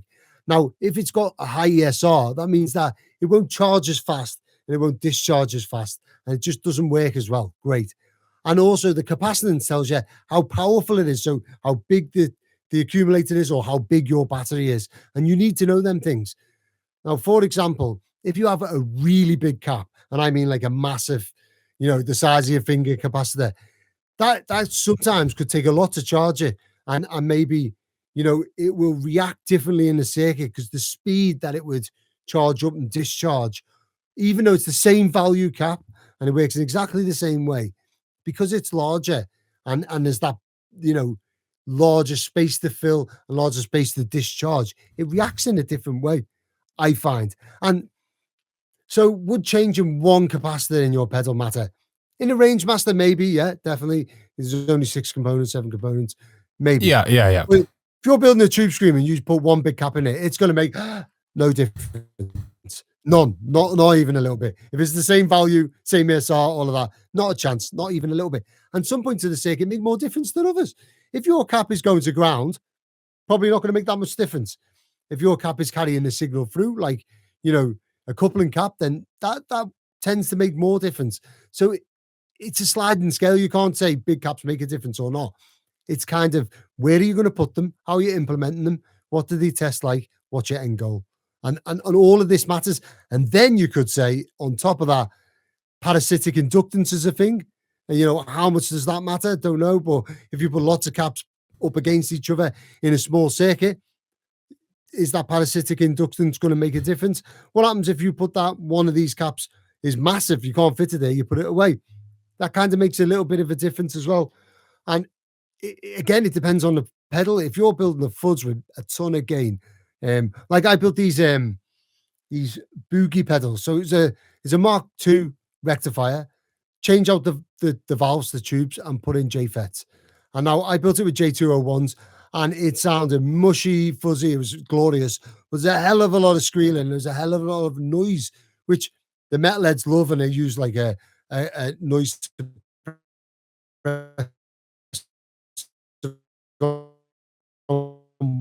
whatever. But when I built it for the guitar show, I built 3 of them. I was like, do you know what I mean? So I changed things in there, like you can change some of the capacitors or whatever. Yeah, so it's a different one, mate. It really depends on what you're using it for and where you're using it and how many of them are. and whether you've tested them. What I do see a lot on eBay and Reverb is that people make these pedals and you look inside them and they've used loads of these vintage caps and whatever. But even me looking at it and go, well, you've kind of used an eclectic mix there like I would myself. But I don't see what the end goal is. I don't see what you're trying to achieve, you know? And then you get into what's the cap made of. So a Mylar cap, a paper and oil cap, a wax paper and oil, a silver mica cap. All of these things have specific applications where they shine the best. And that's because even if they're the same value as the other caps, they achieve it in a different way and they perform in a different way. And when you're talking about audio to like, you know, a lot of volume audio, these things are really going to come out. Like, for example, if you use a ton of the what are the disc caps? Oh my God, the little orange disc caps. What are they made of? Ceramic. That's the ones. They can become quite microphonic, especially the older ones. So you're probably not going to use older. You're not going to use them. But even the new ones, if you use a load of them, they kind of add a harder edge to the sound. Like it's almost, it's not tinny's a good way of saying it, but maybe not. And if you were to build a pedal completely in them, it would sound quite tinny. But if you were playing a Les Paul into the tweed amp that we were talking before, maybe that's what you want. So they're all tools to be used. It's not like a rule. I'm not saying use the big caps or your pedals crap. I'm not saying that. What I'm saying is there's a place for everything. So it's about trying everything and learning what fits in what place. And at first, it is kind of a paint by numbers thing. You know, you go, well, I'm going to use paper and oil for the coupling caps, or I'm going to use whatever it is. And when you get up to the higher voltage ratings, this is the thing. Now, if you're using, for example, the Black Beauty caps that were found in the old Gibson amplifiers, excuse me, and the old Gibson guitars and stuff, the Bumblebee caps. If them Bumblebee caps have been in a guitar for 30 years or a draw for 100 years, whatever it is, they're probably going to be okay, not too bad. At 9 volts, what we used them for in a pedal, great. If you're reclaiming that from an amplifier and it's been a coupling cap with 200 volts on it since 1950, that's going to be no good. That also plays a part. Some caps wear well over age and some don't. For example, the blue molded caps that you used to find in Fenders. Now, I've heard some people say they were made by Ajax. Some people say they were made by whoever, whatever. Just labeled up blue molded. Them things, I still haven't come across one that have failed yet. I mean, I've seen some on Uncle Doug very rarely and places like that, but I've never found one that tested out of spec. So them caps are really good caps, and they happen to sound fantastic, in my opinion. So more often than not, I would use them if I could. Or something like some of the Japanese electrolytics, 30 years on. They may look cool, but they are literally paperweights. There's no point. And it's about learning what ones you're going to be able to reclaim and use and what ones you're not. Now, I spoke to to R2R Electric, so Chris Vinson from R2R. We had him on the podcast, and he said something very interesting. He didn't like Mullard tropical fish caps in treble boosters. He said they have a high-end frequency that I just don't like. And I thought, that's really interesting because I do like them. And then I started thinking, what's the difference between me and Chris? Well, he plays maybe more dynamically and into like vintage Fender amps or whatever. And maybe I play into my Filmo Sound Tweed Deluxe amp with a humbucker. So maybe I like it because of that. Yeah, maybe reason. he plays a Strat. Yeah. Yeah, so that's why it's so important. If you're buying a pedal from me that's already built or you're commissioning a custom build, is that we engage and you say, you know, I play a Strat. I really like it when it does this thing. You may play a Strat because you really like the stabby high end. And if I'm trying to get rid of the stabby high end, it's not going to work for you. And you may say, oh, I don't mind a bit of background noise, but I want the tone to be warm. Now that to me says that you want your coupling caps a little bit bigger. You're not bothered about the noise, so you're probably going to be okay if you try and cram loads of stuff together. And, you know, there's a million and one things that you can do to achieve the sound you're after, especially the capacitors, because they're kind of cheap to change between them. You can buy a bag of assorted capacitors, like vintage ones, for 20 quid. And you can go through that bag and learn what you like and what you don't like and how to use them. It's just, it's all about experimenting. Yeah. And no two people are the same. So it's not like right or wrong. It's just what do you like? Well, that is the beauty of custom-made pedals, and that is the beauty of the interaction with whoever is building the pedals. And that is exactly the thing that I prefer. That is exactly the thing that I would, if I would ever build pedals, that would be the way how to build them, because that brings some kind of personality to this toy that we are playing with. Yeah. And that makes it unique. That makes you, in a way, at least it should make you feel unique. It should make you feel good when you play a device like that. Obviously, other stuff can sound good and does sound good. It doesn't matter. We're talking about having something unique. So if you go and buy a Barbie, like doll or something for your child, like everybody has the same Barbie. But if you get a custom-made Barbie, which has, I don't know, like special color of nails or whatever, I don't know what Barbies do. Do they even have hands? I have no idea. But yeah, I get the point. I'm a huge fan of both worlds.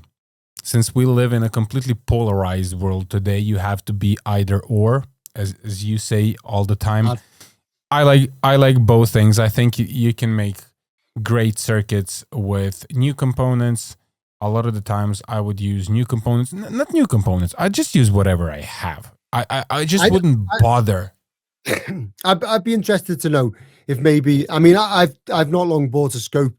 I used to have one on board my warship that I could use all the time, but I'd be interested to know if anyone could maybe put it on a scope, the same value capacitor, say 5NF on the input to a range master, and use one that is a 9 or 10 volt cap, whatever, something really small.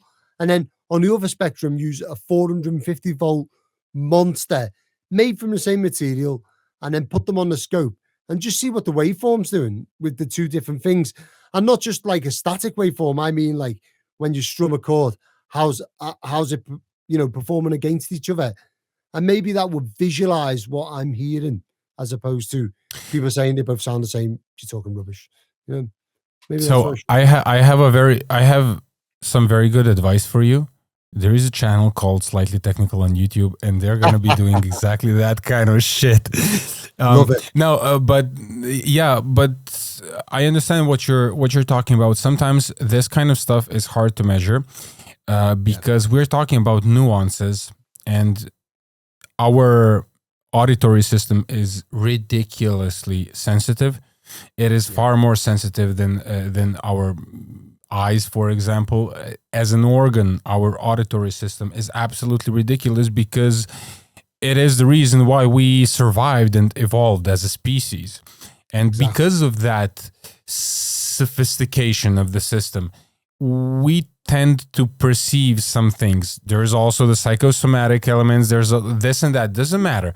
But we tend to perceive some really, really, really high details, which are sometimes immeasurable by some instruments. Now, when you try to look at these things, I spent some time looking at this stuff on the scope. Shows nothing. So when you really, sometimes you can see some certain things, because what happens is that components do have a limit to how much they can tolerate. For example, these voltage swings. That happens with resistors. It specifically happens with carbon composition resistors, where they tend to compress. Funny enough, they tend to distort and compress the waveform, but that only happens when you have really, really high voltage swings, and you would normally be only able to see that on the scope on, like post-phase inverter circuits, which have a little bit like usually tube amplifier stuff, because in tube amps we use high voltages, therefore you would get high voltage swings. In pedals we don't have high voltage swings, therefore whenever you test this kind of stuff, most of the times you will not see absolutely anything. That's the same thing with caps. However, there are some other measurements that can be done and that can be experimented with, because even though you don't see waveform deformation, there is a possibility that even though the waveform is not heavily deformed, that there could be some harmonics introduced. There could be some phase offsets. And this is the stuff that I decided I'm going to go into on the channel, but I was trying not to. But when you talk about all this stuff, all these harmonics and all this, even order, odd order, whatever. Yeah. And then all this shit has a phase. Yeah. And then that phase introduces a lot of like bullshit that's going to happen in the circuit afterwards and how stuff is going to work together.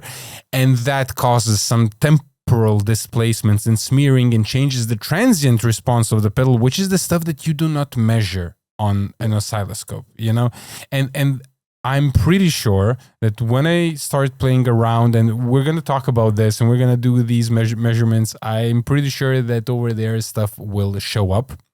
Yeah. I currently have a setup which is nothing special. Like I can only test this stuff with the audio interface, which is a lot of the times okay for some of these measurements. But there is also quite expensive equipment, which I will buy at some point, for like precision measurements where you can really, really get into this stuff. I know that some of these bigger companies and amplifier builders, people who are really into this, they do have this kind of stuff and you can really do precision measurements. But in the end, measurements are for fun. We are here to learn. We are here to have fun. It doesn't really matter as long as you put that certain capacitor or that certain component. And if it makes you feel good, if you feel like something is happening, it's good enough for me. Honestly, I don't really pay attention to that anymore. As I said, I sometimes build pedals that I just use the components that I have. If I use modern components, then I like to get the best possible components that I have. But I also like complete vintage builds, which is a thing that I do. And I have a lot of pedals where I did something like in that style. It is, I always feel that pedals that are built with vintage, like NOS components and the stuff like you do, they do have a different sound from the modern ones. And that is my honest opinion. Like I always feel like that they do have, there is a flavor to it. Now, whether this is psychosomatic, I cannot corroborate this information now. I don't have the measurements, it doesn't really matter. It makes me feel that way, and it makes me feel good. And that's it. We can stop there. It's just an interesting one. And just one final thought is, if you're building pedals, I'd love everyone who's getting into building pedals, pick a circuit, build 5 pedals, all with the same value components, but maybe swap out the 1/4-inch resistors for the quarter watt resistors for the half watt resistors, and all of these little variations, or build them all the same. Out of all of them pedals that you build, 5 of them exactly the same, one of them will sound better. When you're testing them all, just one will. Now try and explain that to me without it being that there's, some sort of, I don't know. I say parasitic inductance, it may not be that, but there's something there that makes that one different. And the fact is, the more you build with different components and different parts, the more you learn what you like. And more often than not, instead of like when I first started building out, I might build 10 pedals. One of them would sound amazing. The rest would be okay, in my opinion. Then now I'm building pedals and it'd be like, they'll all sound the way that I want them to sound. And like, fantastic. Exactly. And you just kind of learn. Exactly. Yeah. That's the learning part. I always suggest people to do breadboarding. And that is a thing that I'm going to be doing more on the channel and more on the academy, because I posted something in a Facebook group and somebody was asking for more like breadboarding stuff, because breadboarding. So let me just pick it up. Just a second.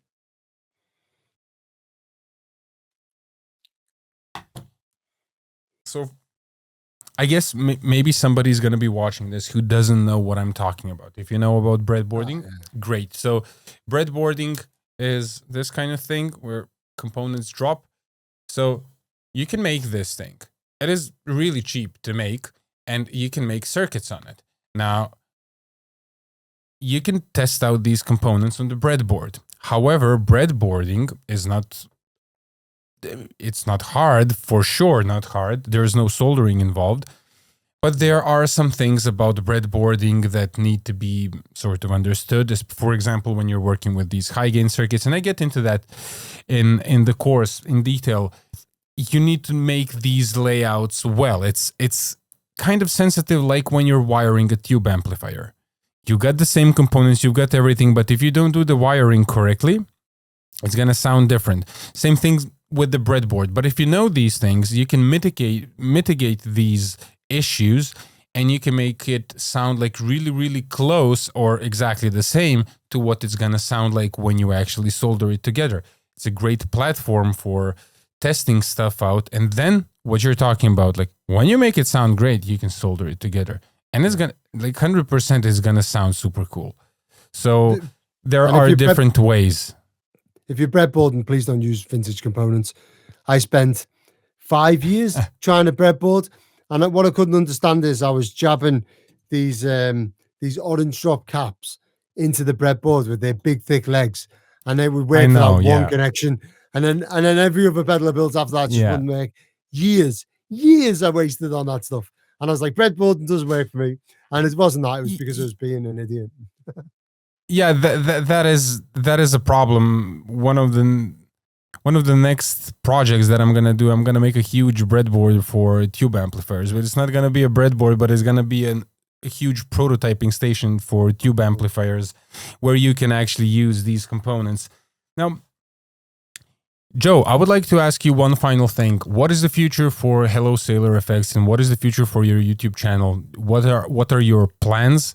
Is there any stuff? Are there any things that you would like to share with our communities who are going to be watching this, and for the new viewers? What's happening? Absolutely. So the next thing that I'm going to plow my attention to is going to be actually teaching people, instead of just putting this record out there where it's like, you know, I build this, you get to watch the video and build it if you like. And maybe people just, so far the feedback is people put it on and watch it for entertainment, which is mental. The next thing is going to be a live stream where I sell maybe 10 pedals, and 4 of those people, the first 4 maybe, or people who pay a little bit more, come on a live stream with me. I'll have 2 cameras, one on myself, one on the kit, and you'll have a camera yourself, and we'll step by step. Right, now we're going to solder in the input capacitor.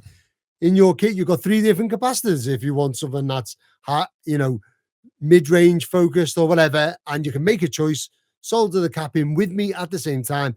We'll all have a look at each other's work, and I can say, maybe solder that one a little bit better. No, I can direct you while you're soldering, say, hold the soldering iron here, feed the solder like this. And it's going to be maybe a 4-hour podcast. I say podcast, it won't be on the podcast, but it'll just be live on YouTube. And I will teach 4 people exactly how to build that circuit. And I'm going to slowly build that up into more complex things. So maybe John's going to offer a circuit one week, I'll offer one. My goal is to build it right up there. I mean, one of my next projects is going to be like a tagboard CE2 chorus. It's going to be the size of a house. And I would love to build up to a project where maybe one-on-one, we build something like that live together. And it's like, right, I've sent you the kit. We've laid it all out how I lay it out. Now let's go through. This is our first cap. And as I'm going through, the plan is that I will just, you know, teach people what happens. Like, this is the input capacitor. It sets the EQ going into the pedal. You have more bass, you get more distortion, more blown out. But it also stops DC from coming out of the pedal, because capacitors allow AC through, which is our guitar sine wave. Lovely signal goes through the cap, no problem. But it blocks DC. And then you talk about that, and then you can say, well, actually, no cap's perfect, so it leaks DC through. And especially if you're using vintage, hence you need to check. But it leaches DC through, so now we have to have an anti-pop resistor. This is where it goes. We solder that in. Right, that works like this. And I'm just going to start off with something really simple, like maybe like, you know, a 1 transistor boost with some hard clipping at the end. Something like an electric distortion, something like that circuit.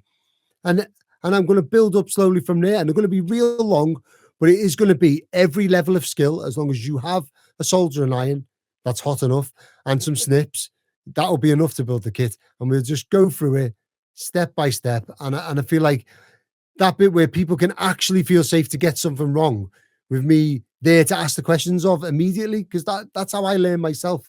You know, I can watch a video and kind of learn it or whatever. But if I've got someone with me going, well, actually, mate, just look at this bit here. Brilliant. And that's going to be the next evolution of of the Hello Sailor YouTube. And also, one other sideways thing is I really want to get into live social shopping. So I'd be interested in what people think about this. Imagine QVC only on your phone. So you log on and I'm doing a live stream. I'm talking about a pedal. I'm playing the pedal. I'm plugging it into different amps. I'm discussing the caps, discussing everything. Someone presses buy, right, that pedal sold, moving on to the next one. Start talking about it again, to and fro with the audience, that sort of thing. There's an app called Whatnot. That's what I'll probably use, or TikTok. You can do it on TikTok. Yeah, people. I've heard people doing it on TikTok. It's like ridiculous. So you need online shopping. Yeah, you need 5,000 subscribers before they'll let you have the shop or whatever. But they're already sending me. I've only got like, I don't know, 800 subscribers, but they're sending me messages saying, "Make a selling account. We're quite happy to give you one." So that I'd love to go down that route. And do you know what it is? It sounds a bit egotistical, but time in front of the camera so people can get to know me, and I can talk about the stuff I love. Like I could say, I'm selling this pedal today. People can quiz me on it. You can say, "Oh, I hate that artwork. It looks crap." And I can have to and fro and say, "Well, you know, whatever. It's come from here." Or maybe I don't like that sound, and I can be like, "What are you talking about?" It'd just be good to be in front of the camera, let people know who I am, but while I'm also trying to sell my products. I'm kind of imagining it'd be like if I had my own department store that was for guitar, but also had my pedals in.